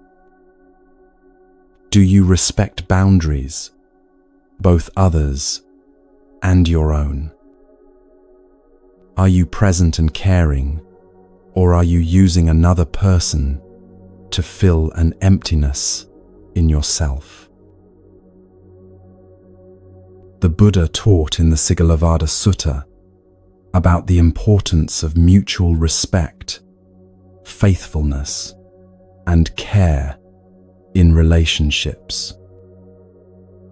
This isn't about rigid rules regarding who can be intimate with whom. It's about ensuring that your intimate life creates connection rather than harm, trust rather than betrayal, genuine care rather than exploitation. You might ask yourself, are my intimate relationships based on honesty and mutual respect? Am I honoring the commitments I've made? Am I causing harm through my sexual or romantic choices? Am I treating others with the dignity they deserve? The fourth precept is about truthful speech, not lying, not speaking in ways that deceive or harm. This goes beyond just not telling outright lies. It includes not exaggerating to make yourself look better, not minimizing to avoid discomfort, not staying silent when speaking up would serve truth and well-being. You might notice this when you're asked how you're doing and you automatically say, "Fine," even though you're struggling, because honesty feels too vulnerable. Or when you embellish a story to make it more impressive, adding details that didn't quite happen that way. or when you agree with something you actually disagree with, because speaking your truth might create conflict. But the precept also recognizes that truth must be balanced with kindness. In the Abhaya Sutta, the Buddha teaches that before speaking, we should ask ourselves, is it true? Is it beneficial? Is it the right time? Sometimes the most truthful thing you can say would cause unnecessary harm. If your grandmother shows you her new haircut that you find unflattering, you don't need to tell her it makes her look terrible. You can find something true and kind to say about her courage to try something new, about how happy she seems, about something genuinely positive you notice. The commitment is to speak in ways that serve truth and reduce suffering, not to use honesty as a weapon or excuse for cruelty. You might ask yourself, am I speaking truthfully? Are my words creating clarity or confusion? Am I using speech to connect or to harm? Is what I'm about to say true, beneficial, and timely? The fifth precept addresses intoxicants, not consuming substances that cloud the mind and lead to heedlessness. The traditional teaching focuses on alcohol and drugs, and this remains relevant. When you're intoxicated, you lose access to your clarity, your judgment, your ability to keep your other commitments. The things you wouldn't normally do suddenly seem reasonable. The boundaries you've set for yourself suddenly seem negotiable. There's a teaching story where a man is given a choice between breaking one of the precepts, killing a goat, sleeping with his neighbor's wife, getting drunk, or telling a lie. He chooses getting drunk, thinking it's the least harmful. But once drunk, he ends up doing all four of the others. The point isn't that alcohol is uniquely evil, but that it undermines your capacity to make wise choices. But the precept extends beyond just alcohol and recreational drugs. It's about anything you consume that clouds your clarity and keeps you from being present. For some people, this might be food, using eating to numb feelings, to escape from discomfort, consuming in ways that create a fog between you and your actual experience. For others, it might be digital consumption, endless scrolling, binge-watching, gaming, to the point where you're not present for your actual life. For others still, it might be work itself, using busyness as an intoxicant to avoid feeling what you're feeling. The question isn't whether something is inherently bad. The question is, does this consumption help me stay awake, present, and clear? Or does it cloud my mind and lead me toward heedlessness? In the Anguttara Nikaya, the Buddha teaches about apamada versus pamada, heedfulness versus heedlessness, being awake to your life versus sleepwalking through it. The precept about intoxicants is fundamentally about choosing wakefulness. You might ask yourself, what am I consuming that keeps me from being present? What substances or activities do I use to escape from reality? Am I staying awake to my life, or finding ways to check out?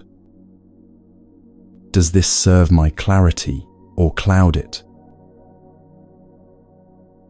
Now, here's what's crucial to understand about these 5 precepts. They're not rigid commandments designed to make you feel guilty when you fall short. They're invitations to freedom, guides toward less suffering. Each precept is essentially asking, would you like to suffer less? Would you like more peace in your life? Then here's a pattern to notice and gently release. When you harm life, including your own, through harsh self-treatment, you create suffering.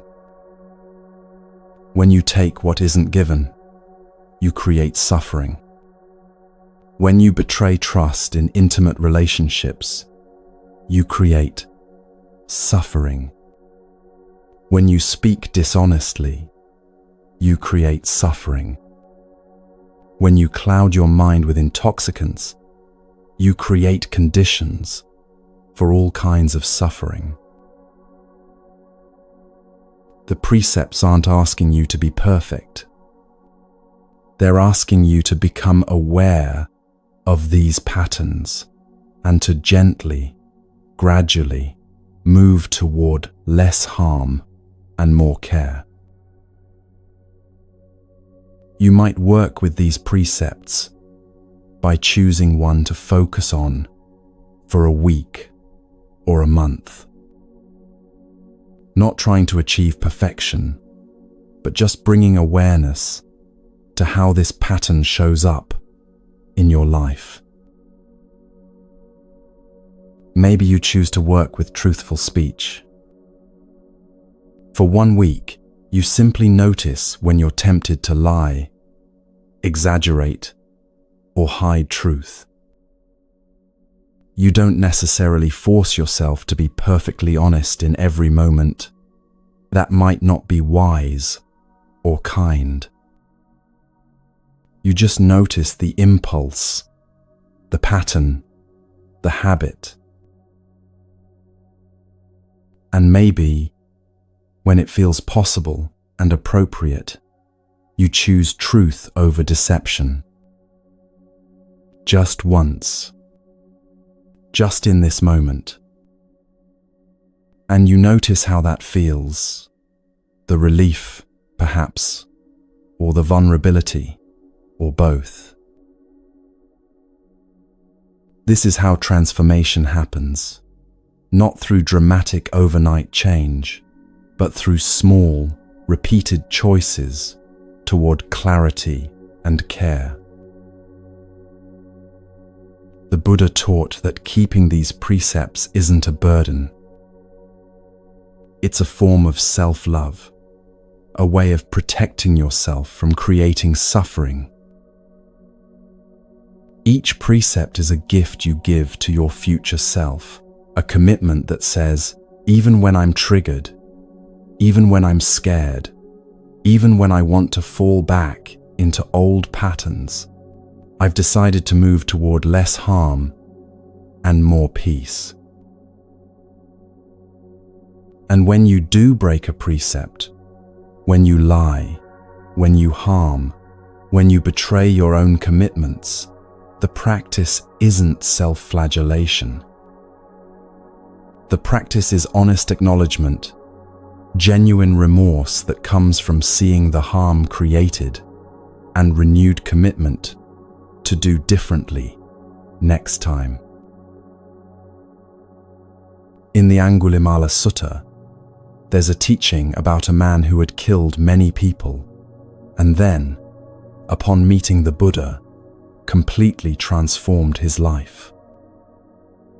The Buddha didn't say his past made him irredeemable. He said, You were heedless before. Now be heedful. That's what matters. This is the spirit of working with the precepts. You've been heedless, running patterns you didn't choose, creating suffering without fully realizing it. Now you're becoming aware. Now you're choosing differently. That's what matters. The patterns that have been running your life don't have to keep running you. You can see them clearly, without shame, just as they are. You can make commitments in your moments of clarity that protect you in moments of confusion. And you can use these 5 simple guidelines as a map back to peace when you've lost your way. This is how you release what hurts, not through force or harsh judgment, but through gentle awareness, wise commitment, and patient practice. One pattern at a time, one choice at a time, one breath at a time. The freedom you're seeking isn't far away. It's right here. In each moment, you choose awareness over autopilot, care over carelessness, truth over deception, presence over numbness. And that choice is always available to you. Right now, in this very moment.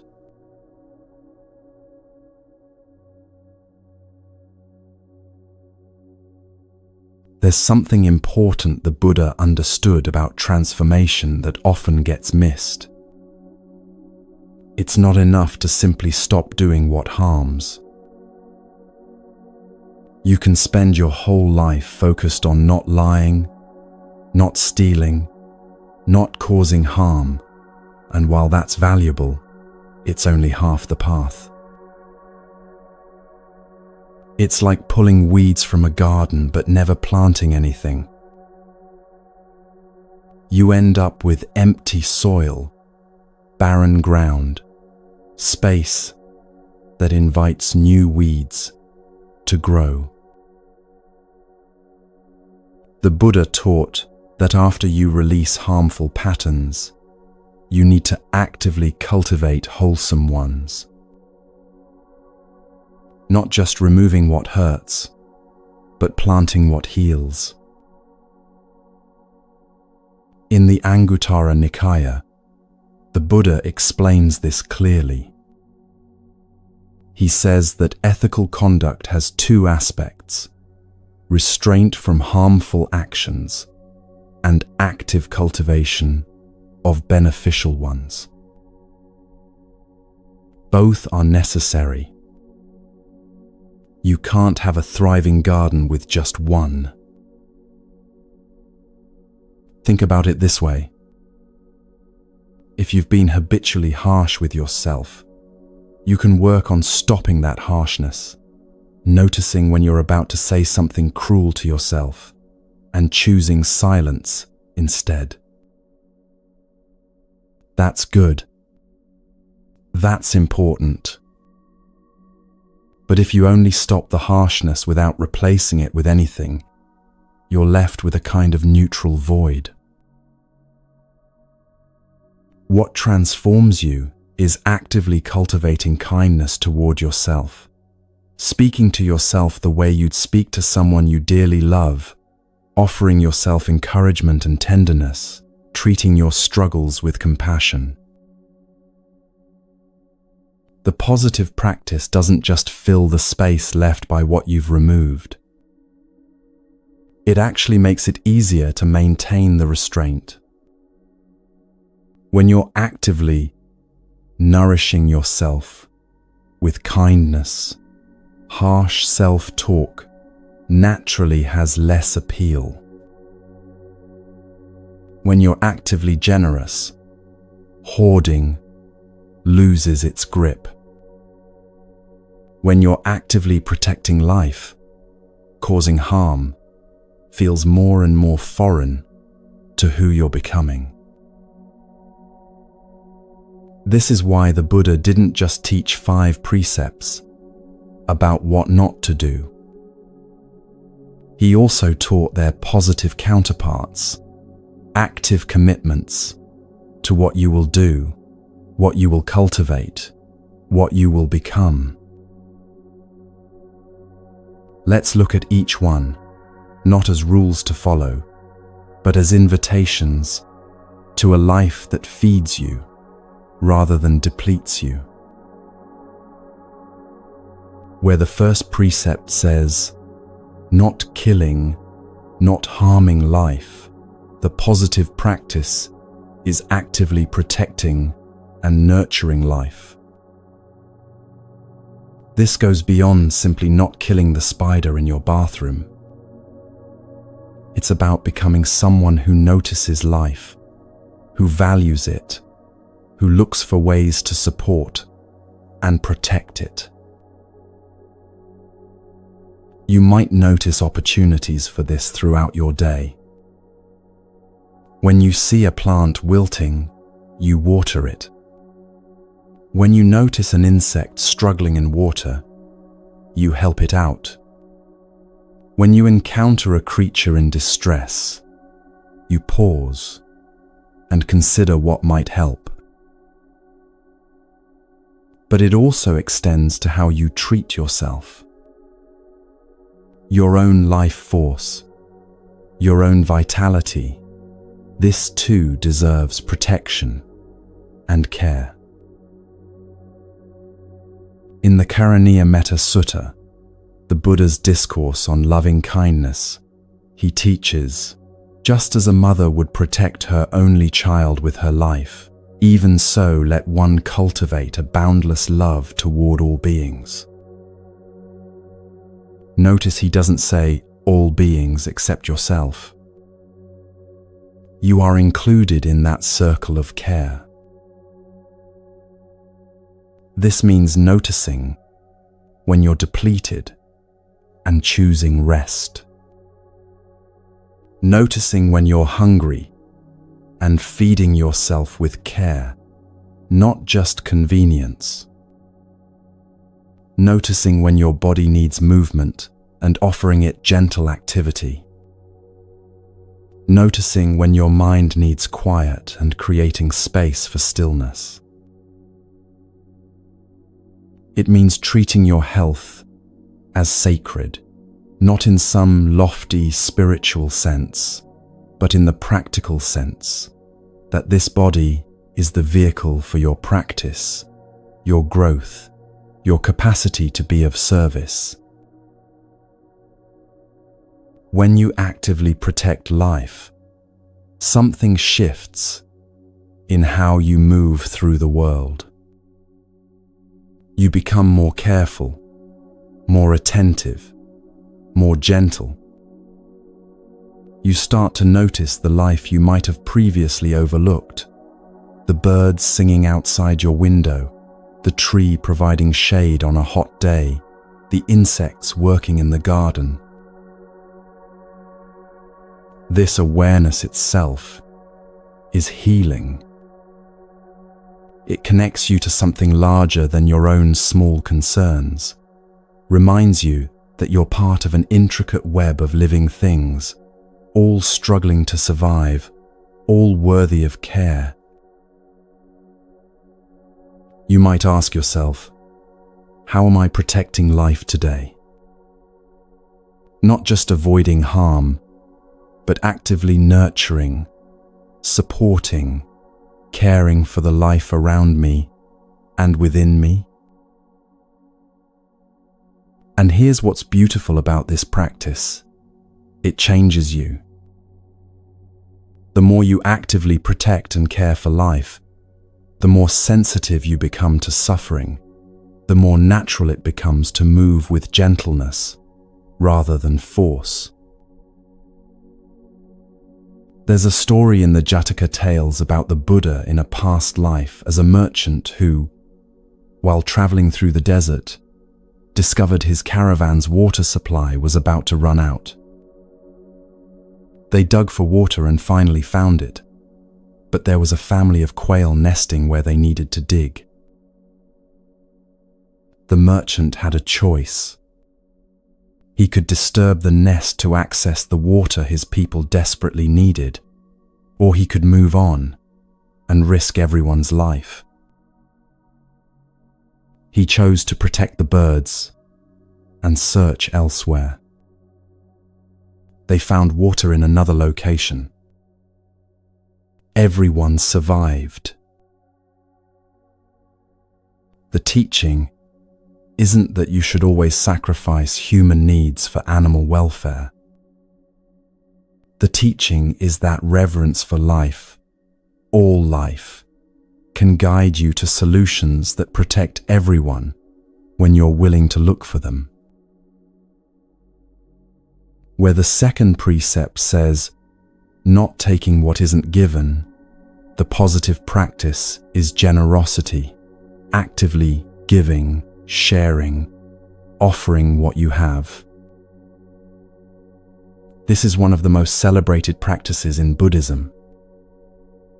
Dana, generosity, is considered the foundation of spiritual life.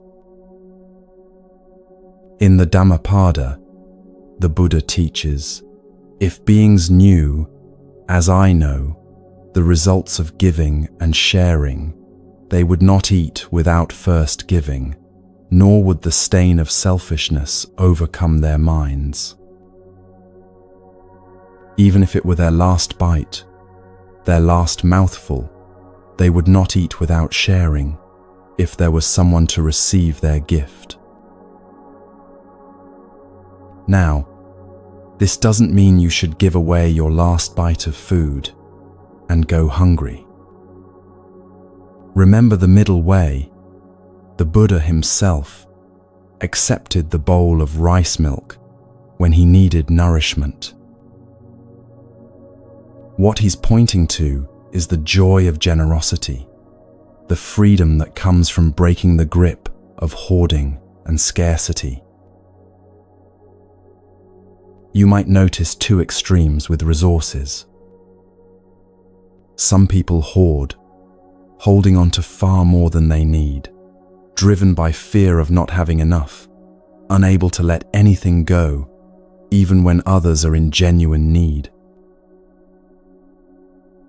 Others squander, spending thoughtlessly, consuming without consideration, wasting resources that could serve real needs. The middle way between these is wise generosity, giving freely while also stewarding resources responsibly. In the Sigalovada Sutta, the Buddha gives practical advice about managing wealth. He suggests dividing resources into 4 parts. 1 part for immediate needs, 2 parts invested for the future, and 1 part given away in generosity. This isn't a rigid formula you must follow precisely. It's a principle. Take care of your genuine needs, plan wisely for the future, and make generosity a regular practice rather than an occasional impulse. You might notice that generosity doesn't always mean money. Sometimes the most generous thing you can offer is your time, your attention, your presence with someone who's struggling. Sometimes it's sharing your skills, teaching someone something you know, helping with a task that's easy for you, but difficult for them. Sometimes it's sharing resources you're not using, the coat hanging in your closet that you haven't worn in years, while someone else is cold. the food in your pantry that will expire before you eat it while someone else is hungry. The Buddha taught about the immediate benefits of generosity in the Dakinavibhanga Sutta. He explained that when you give, several things happen right away. You feel joy in the act of giving, you connect with the recipient, you loosen the grip of greed in your own mind, and you plant seeds for future abundance. You can test this in your own experience. Notice how you feel when you genuinely give something, not to get something back, not to look good, not out of obligation, but from actual generosity.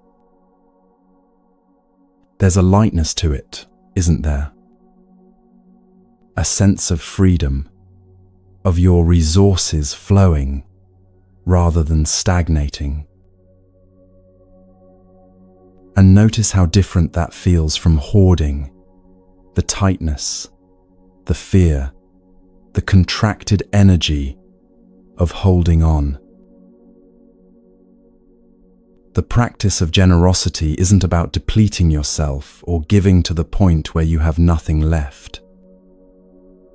It's about finding the joy of sharing, of circulation, of abundance that comes from letting things flow rather than trying to hold on to everything. There's a deeper teaching here about the nature of wealth itself. In the Pabbajja Sutta, the Buddha speaks about true wealth versus material wealth. He says that the person who is content, who has few wants, who lives simply, this person is truly wealthy, even if they own very little. Meanwhile, the person who constantly wants more, who's never satisfied, no matter how much they accumulate, this person lives in poverty, even surrounded by abundance. Generosity is the practice that transforms your relationship with having and not having. When you give freely, you prove to yourself that you have enough to share. You break the spell of scarcity that says you must hold on to everything or you'll be left with nothing. And here's something remarkable. The more you practice generosity, the more you notice opportunities to give. It's as if the world opens up, showing you countless ways to share what you have, to contribute to others' well-being, to participate in the circulation of care that holds communities together. You might ask yourself, what can I give today? Not out of obligation or guilt, but from genuine generosity. What do I have in excess that could serve someone else's genuine need? Where the third precept says, not causing harm through sexual misconduct, the positive practice is cultivating healthy, honest, caring relationships. This extends far beyond just sexual or romantic relationships. It's about how you relate to all people with integrity, respect, genuine care for their well-being. The Buddha taught extensively about kalyana mittata, spiritual friendship, wholesome companionship. In the Upada Sutta, his attendant Ananda says to him, "Venerable Sir, this is half of the spiritual life. Good friendship, good companionship, good association." The Buddha corrects him, "Not so, Ananda. This is the entire spiritual life. Good friendship, good companionship, good association. Think about that. The entire spiritual life depends on the quality of your relationships. This doesn't mean you need dozens of spiritual friends or that you're doing something wrong if you feel isolated.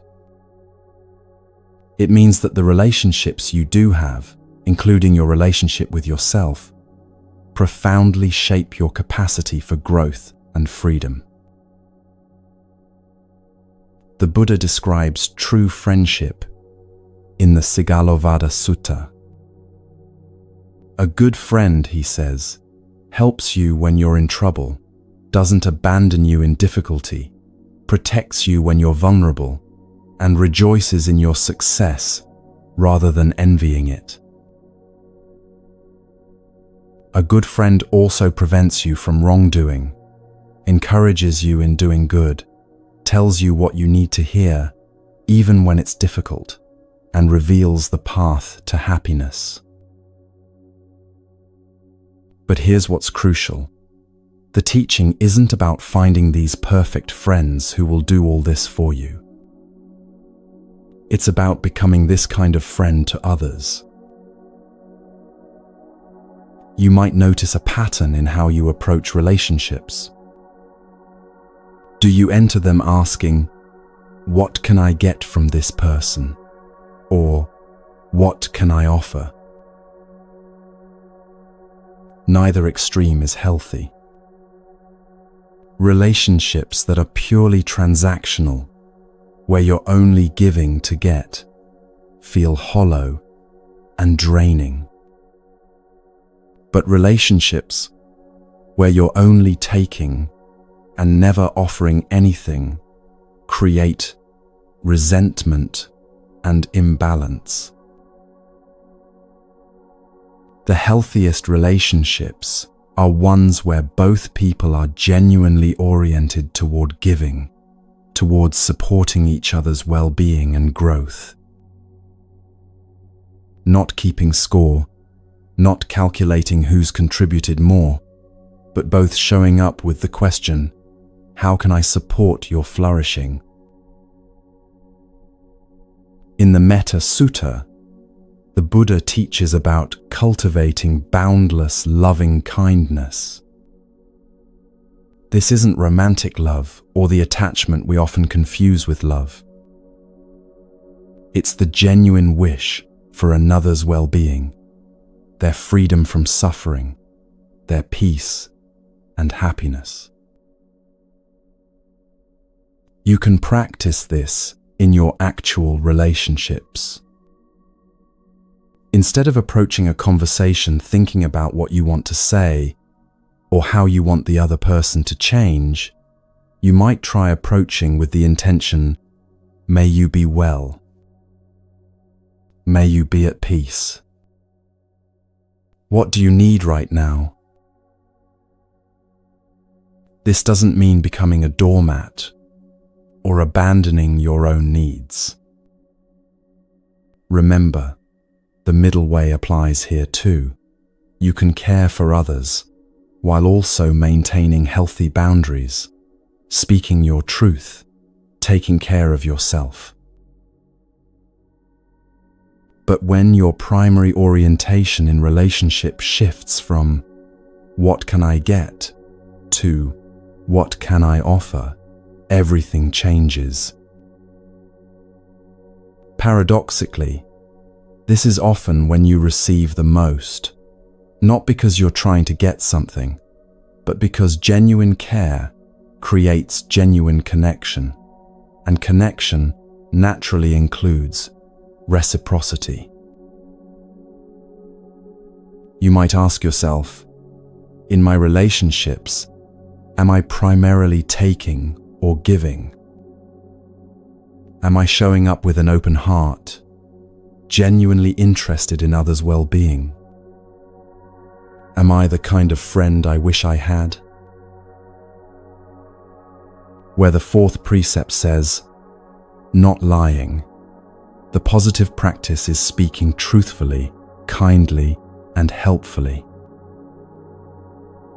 In the Abhaya Sutta, the Buddha gives detailed teaching about right speech. He says we should speak words that are true, beneficial, and timely, spoken with a mind of loving kindness. This is more than just not lying. It's actively using speech to create understanding, to heal division, to encourage what's good in others, to share wisdom that might help. You might notice how often you speak on autopilot, making small talk, filling silence, saying what you think others want to hear, rather than what's true and helpful. The positive practice of right speech asks you to become more conscious. Before speaking, you might pause and consider, is this true? Is it helpful? Is this the right time to say it? Will it create more understanding or more confusion?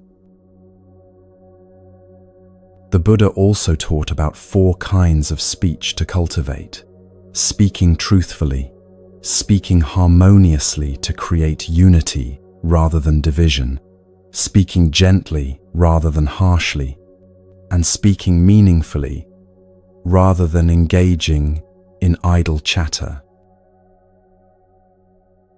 Harmonious speech doesn't mean pretending there's agreement when there isn't. It means looking for what unites, rather than always emphasizing what divides, seeking common ground, speaking in ways that build bridges rather than walls.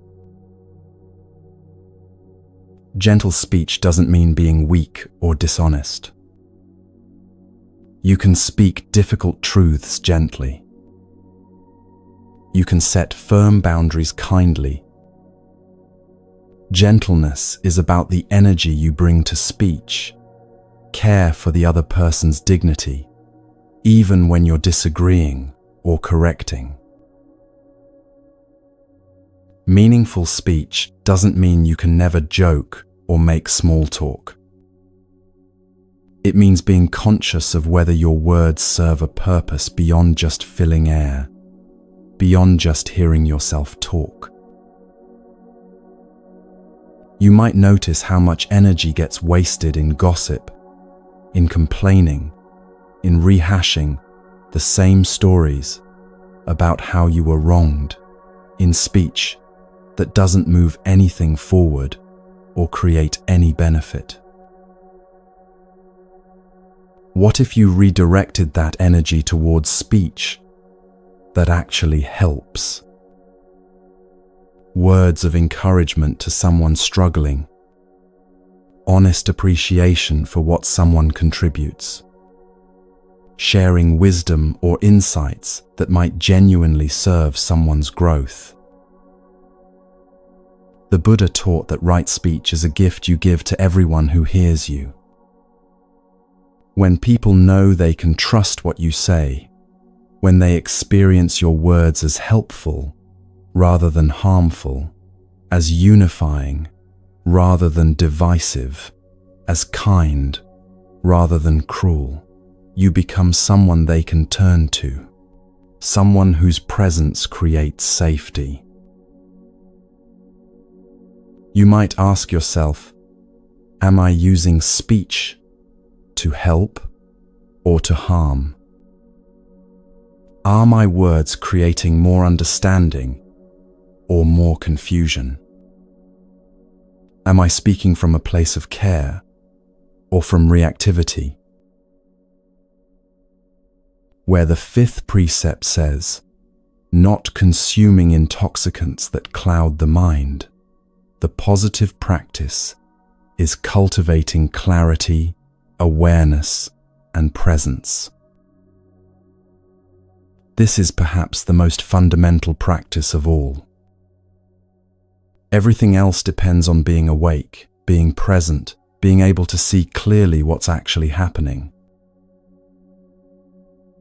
In the Satipatthana Sutta, The Buddha teaches detailed practices for developing mindfulness, awareness of the body, feelings, mind states, and mental patterns. This isn't abstract meditation divorced from daily life. It's about being fully present for whatever you're doing. When you're eating, you're fully present with eating, noticing the colors, textures, flavors, the movements of chewing and swallowing, the sensations in your body. When you're walking, you're present with walking, feeling your feet touching the ground, your body moving through space, the rhythm of your breath. When you're speaking with someone, you're actually there, not planning what you'll say next, not thinking about something else, but genuinely listening, genuinely present. This quality of presence is what makes everything else possible. You can't practice kindness if you're not present enough to notice when kindness is needed. You can't practice generosity if you're too distracted to see opportunities to give. You can't practice right speech if you're on autopilot, words tumbling out without awareness. The positive practice here is actively cultivating the conditions for clarity. This might mean creating space for formal meditation practice, even just 10 minutes a day of sitting quietly, following your breath, returning to presence when your mind wanders. It might mean being more selective about what you consume, choosing media that enhances rather than clouds your awareness, foods that create clarity rather than dullness, activities that energize rather than numb. It might mean simplifying your life so there's room for presence, saying no to some commitments so you're not perpetually overwhelmed, creating margins in your schedule so you're not always rushing from one thing to the next. The Buddha taught in the Dhammapada, heedfulness is the path to the deathless. Heedlessness is the path to death. The heedful never die. The heedless are as if already dead. What he means is that being present for your life, actually awake, actually here, is what it means to be truly alive.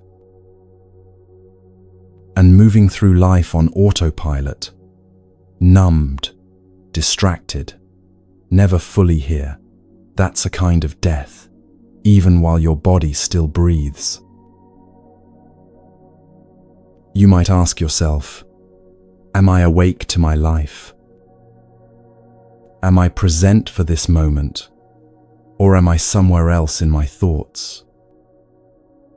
What supports my clarity, and what clouds it? Now, let's bring all of this together. The 5 positive practices: protecting life, cultivating generosity, nurturing healthy relationships, speaking truthfully and kindly, and maintaining presence. These aren't separate items on a spiritual to-do list. They're facets of a wholesome life, ways of being that naturally support each other.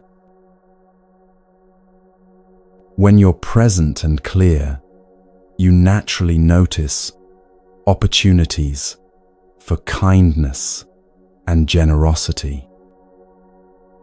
When you're generous, you naturally become less self-centered and more attuned to others' needs.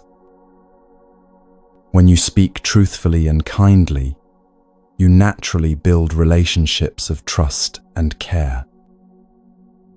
When you protect life, you naturally develop tenderness and reverence that infuses everything you do.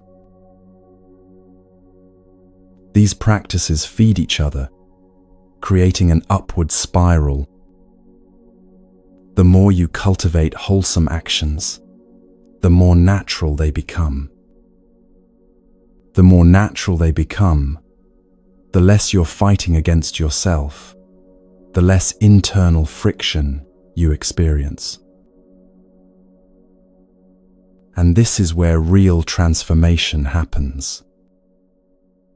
Not from forcing yourself to be different, not from harsh self-discipline, but from actively cultivating what naturally draws you toward freedom and away from suffering. The Buddha taught that wholesome actions bring their own reward.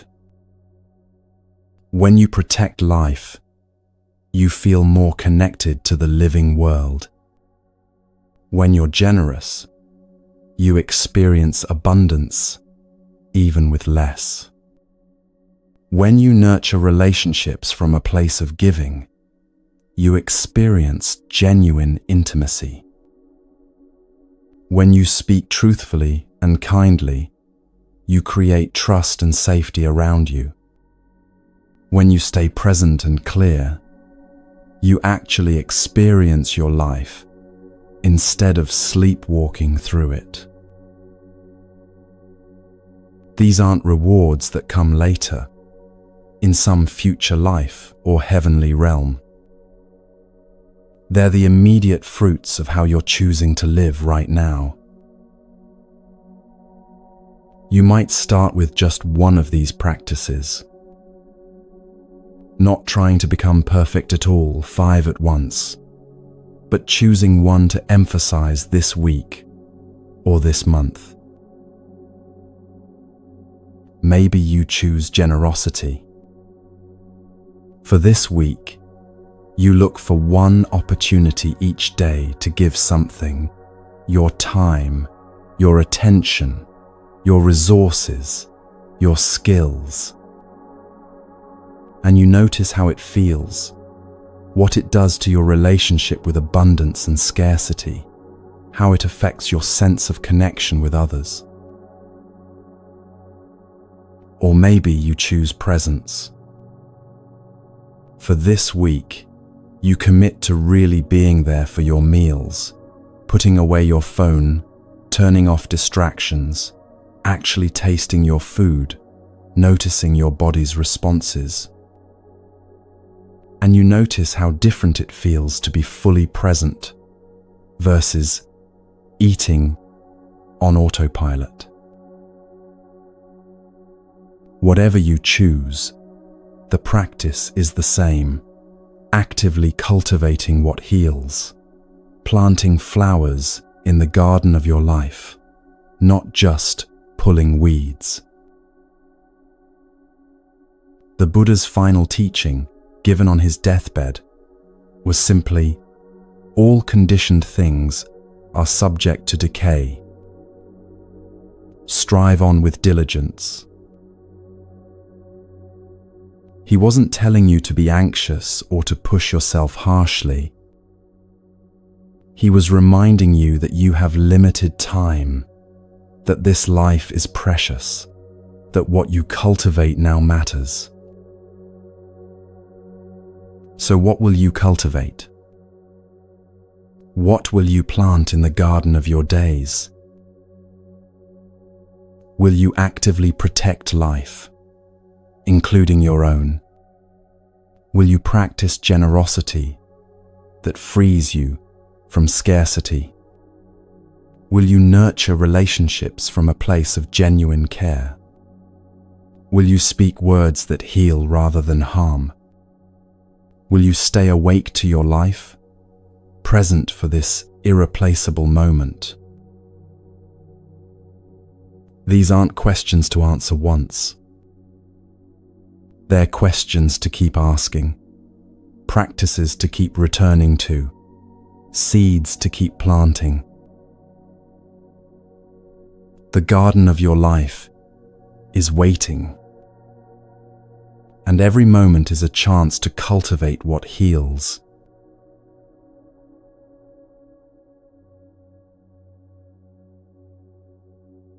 There's something simple you do every day that can become a profound practice. Something so ordinary you probably don't think of it as spiritual at all. Eating. The Buddha taught extensively about food, not with rigid rules about what you can and cannot eat, but with wisdom about the relationship between what you consume and the clarity of your mind. In the Pali Canon, there's a reflection the Buddha taught monks to practice before eating. He instructed them to consider, wisely reflecting, I use this food not for fun, not for pleasure, not for fattening, not for beautification, but only for the maintenance and nourishment of this body, for keeping it healthy, for helping with the spiritual life. Now, this doesn't mean you can't enjoy your food. The Buddha wasn't suggesting you eat with grim determination, treating every meal like medicine you have to choke down. What he's pointing to is intention, understanding why you're eating, what purpose it serves. You might notice different intentions behind eating. Sometimes you eat because you're genuinely hungry. Your body needs fuel. But other times, you eat because you're bored, or anxious, or lonely, or because it's simply there, in front of you. The practice isn't to stop eating for these reasons and feel guilty when you do. The practice is to become aware of what's actually driving you to eat in any given moment. In the Anguttara Nikaya, the Buddha talks about 4 ways of taking food. Some eat like animals, greedily and without awareness. Some eat like children, for pleasure and taste. Some eat like the sick, for health and medicine. And some eat like practitioners, with full awareness and moderation, treating food as fuel for awakening. You can probably recognize all 4 of these in your own eating habits at different times. There are meals you've eaten so quickly, so mindlessly, that you barely tasted them, shoveling food in while watching screens, thinking about other things, barely present for the actual experience. There are times you've eaten purely for pleasure, seeking the dopamine hit of sugar or fat or salt, using food as entertainment or comfort rather than nourishment. There are times you've eaten carefully for health, choosing foods you know will serve your body well, even if they're not the most pleasurable option. And perhaps there have been rare moments when you've eaten with complete presence, actually tasting the food, noticing the textures and flavors, feeling gratitude for what's nourishing you, aware that this simple act is what keeps you alive and able to practice. The Buddha taught that the battle with food isn't won at the table. It's won at the market, at the store, in the choices you make about what comes into your home. Once something is in your kitchen, in your refrigerator, the impulse to eat it becomes much harder to resist. But when you're at the store, you can make wise choices with relative ease, choosing foods that will nourish rather than cloud, energize rather than deplete. This isn't about rigid diets or punishing yourself for wanting foods you enjoy. Remember, the middle way, the Buddha, accepted the rice milk when he needed nourishment. He didn't insist on only eating the plainest, most medicinal foods. It's about asking yourself, will this food support my clarity and energy, or will it make me sluggish and foggy? Will eating this serve my practice or undermine it? The reason the Buddha emphasized this is practical, not moralistic. He observed that certain foods make meditation easier and others make it harder. Heavy, greasy foods create dullness. Too much food creates sleepiness. Too little creates distraction and weakness. And he observed that how you eat matters as much as what you eat. When you eat with awareness, sitting down, putting away distractions, actually noticing what you're eating, you naturally eat less and enjoy it more. You can taste the food. Notice when you're satisfied. Stop before you're uncomfortably full. When you eat unconsciously, standing at the counter, scrolling through your phone, barely aware food is entering your mouth, you consume far more and enjoy it far less. The practice is simple. Treat at least one meal a day as a meditation. Sit down, put away your phone, look at the food before you. Notice the colors, the arrangement, the steam rising, if it's hot. Take a moment to consider where this food came from, the sun that grew it, the rain that watered it, the hands that harvested and prepared it, the countless causes and conditions that brought it to your plate. Then eat slowly, consciously. Taste each bite. Notice the textures, the flavors, how they change as you chew. Feel your body's response, the satisfaction of hunger being met, the energy beginning to return.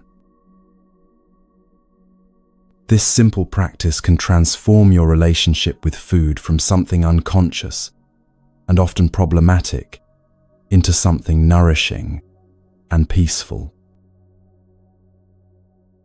But it also does something more. It connects you to a fundamental truth. The Buddha taught, we are interdependent with all of life. Every meal is proof of this. You cannot feed yourself alone. You depend on soil and sun and rain, on farmers and truckers and store workers, on an intricate web of conditions that had to align perfectly for this food to reach you. This brings us to one of the most important teachings for our time, the teaching on interdependence. The Dalai Lama has spoken extensively about this, arguing that ethics for this century must be based not on religious doctrine, but on the simple recognition of how deeply interconnected we all are. In his book, Ethics for a New Millennium, he writes that whether we like it or not, we're all connected. What happens to one person affects everyone else.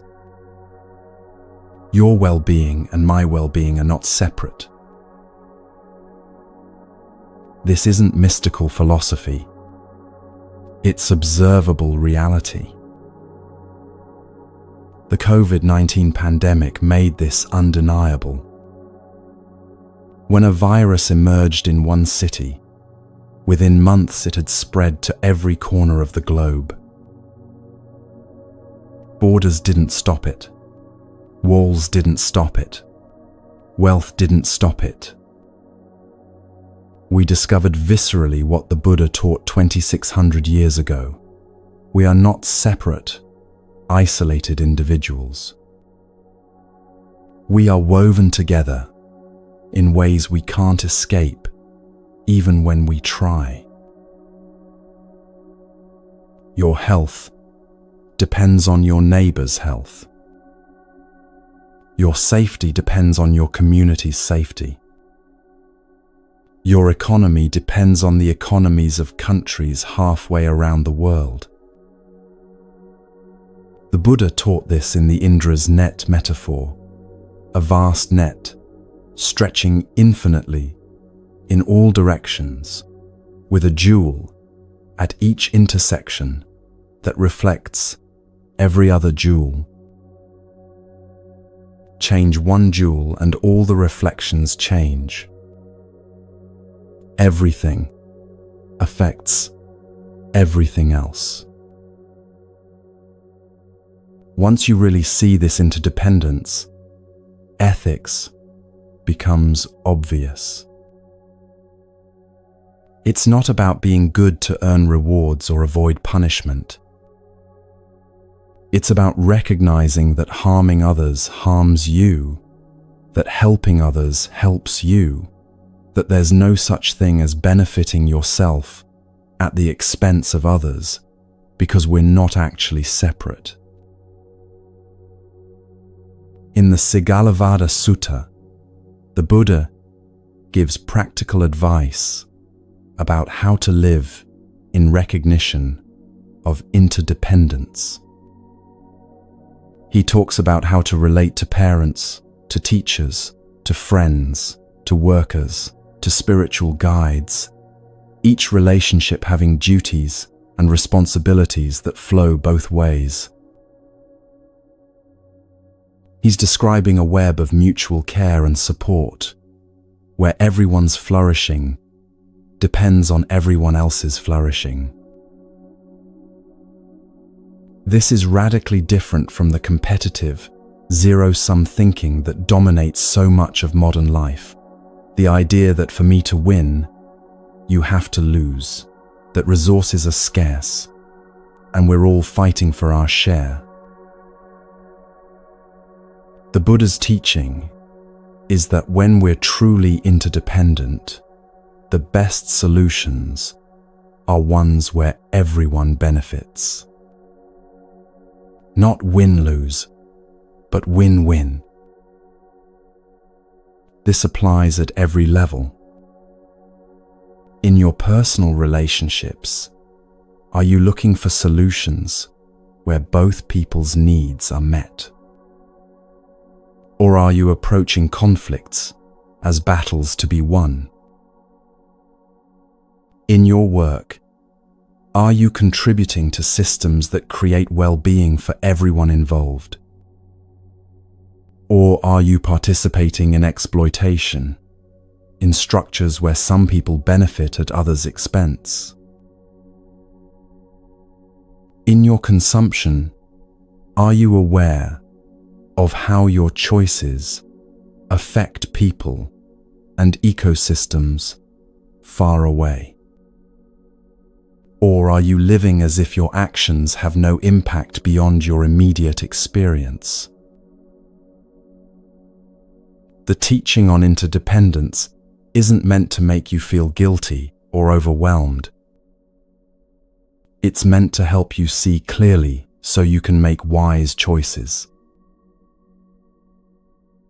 When you see that your neighbor's well-being is your well-being, you naturally become interested in your neighbor's welfare.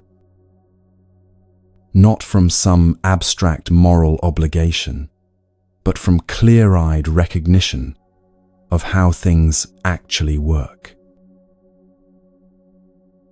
The Buddha taught in the Karaniya Metta Sutta to extend loving kindness to all beings, not because it's a nice thing to do, but because recognizing our fundamental connectedness is the path to freedom from suffering. When you understand that you're not a separate, isolated self, but a node in an infinite web of relationships, everything changes. Compassion becomes natural rather than forced. Generosity becomes obvious rather than sacrificial. Ethical conduct becomes wisdom rather than restriction. So what does all of this mean for you, right now, today? It means the path doesn't start someday when you're more prepared, more knowledgeable, more spiritual. It starts now. This moment. You don't need permission to begin practicing. You don't need to complete some training or achieve some level of understanding first. You can start exactly where you are, with exactly what you have. In the Dhammapada, the Buddha teaches, do not neglect your own welfare for the sake of another, however great. Clearly understand your own welfare and be intent upon the highest good. This isn't selfishness. It's recognizing that you can't give what you don't have. You can't offer peace to others if you're in turmoil. You can't support others' awakening if you're not tending to your own practice. So the practice begins with one small choice. Maybe it's the choice to eat your next meal with awareness instead of distraction. That's enough. That's practice. Maybe it's the choice to take one conscious breath before responding to someone instead of reacting automatically.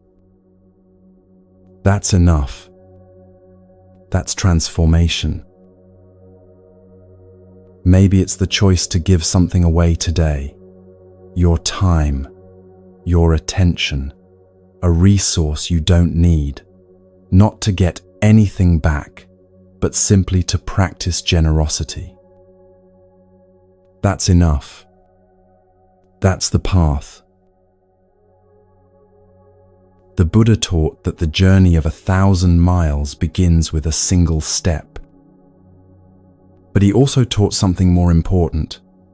That single step is the entire journey. Each moment of awareness is complete in itself. Each choice toward kindness is the whole path, not just a step on the path. You don't need to wait until you're perfect to start practicing. You practice and gradually, naturally, perfection takes care of itself. Or you discover that perfection was never the point, that the practice itself is what matters.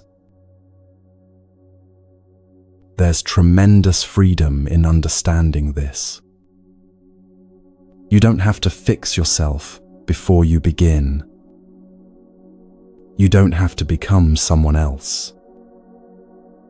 You just have to show up for this moment with as much awareness as you can muster. Make the wisest choice available to you right now, and then show up for the next moment and do it again. In the Satipatthana Sutta, The Buddha describes this as the direct path, not a complicated, convoluted journey requiring years of preparation, but a straightforward practice of presence that can begin right now. One breath at a time, one choice at a time, one moment at a time. You might notice that you want to make dramatic changes, to overhaul your entire life at once. That's the mind looking for the quick fix, the magic solution, the transformation that requires no patience or persistence. But the Buddha's path is gentler and more sustainable than that.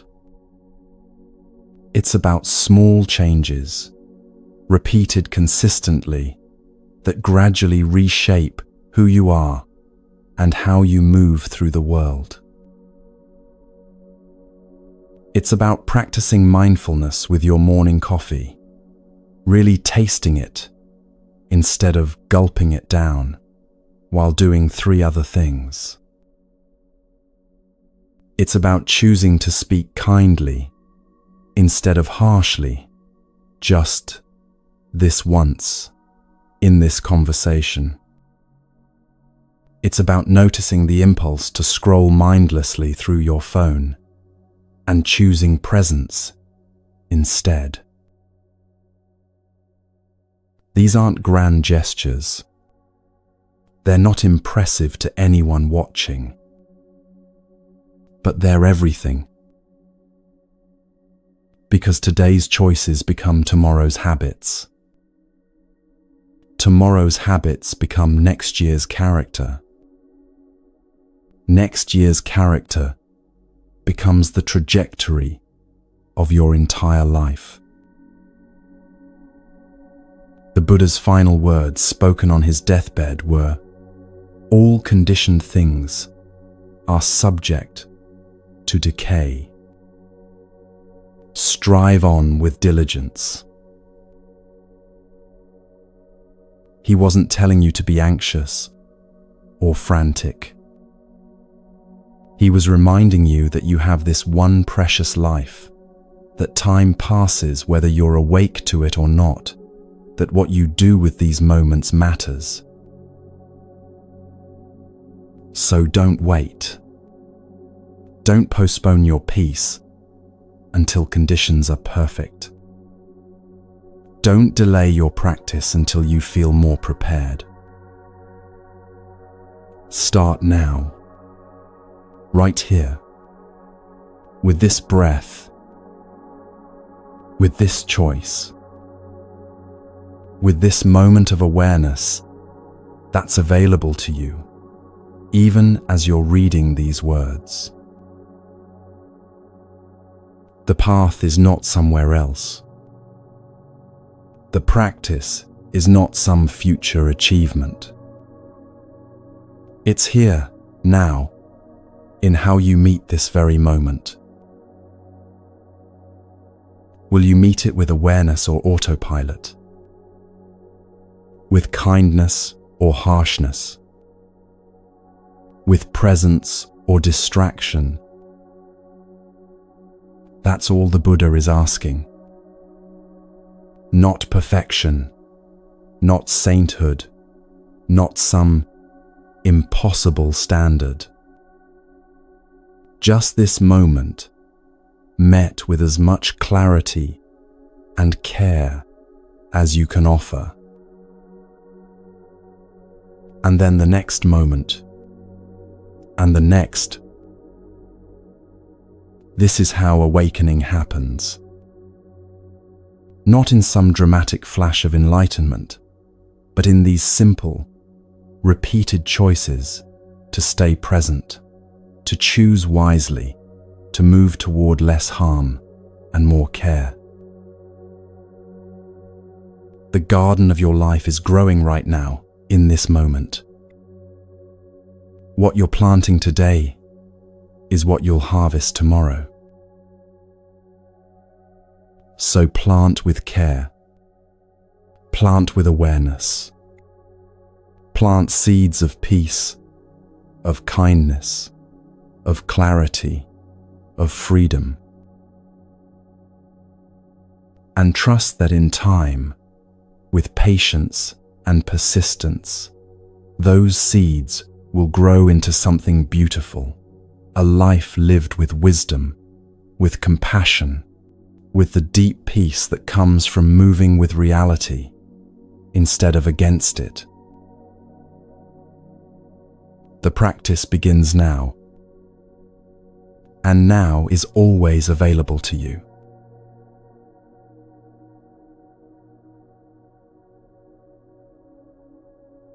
You've been sitting here for 3 hours, and in that time something has shifted, maybe just slightly, maybe more than you realize yet.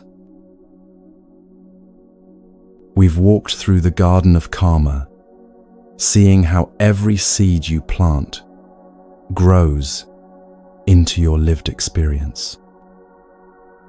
We've explored the middle way, that wise path between pushing too hard and not trying enough. We've looked at what hurts and how to gently release it, and what heals and how to actively cultivate it. All of it pointing to one simple truth: you have the capacity to change your life, one conscious choice at a time. The Buddha didn't teach complicated philosophy requiring years of study before you can begin. He taught a direct path, awareness, ethics, balance, available to you right now, in this very moment. So what calls to you from everything you've heard? Maybe it's the invitation to eat one meal with full presence. Maybe it's choosing one precept to work with this week. Maybe it's simply taking a conscious breath before reacting. Start there. Start small. Start today. You have everything you need already. This breath, this awareness, this moment.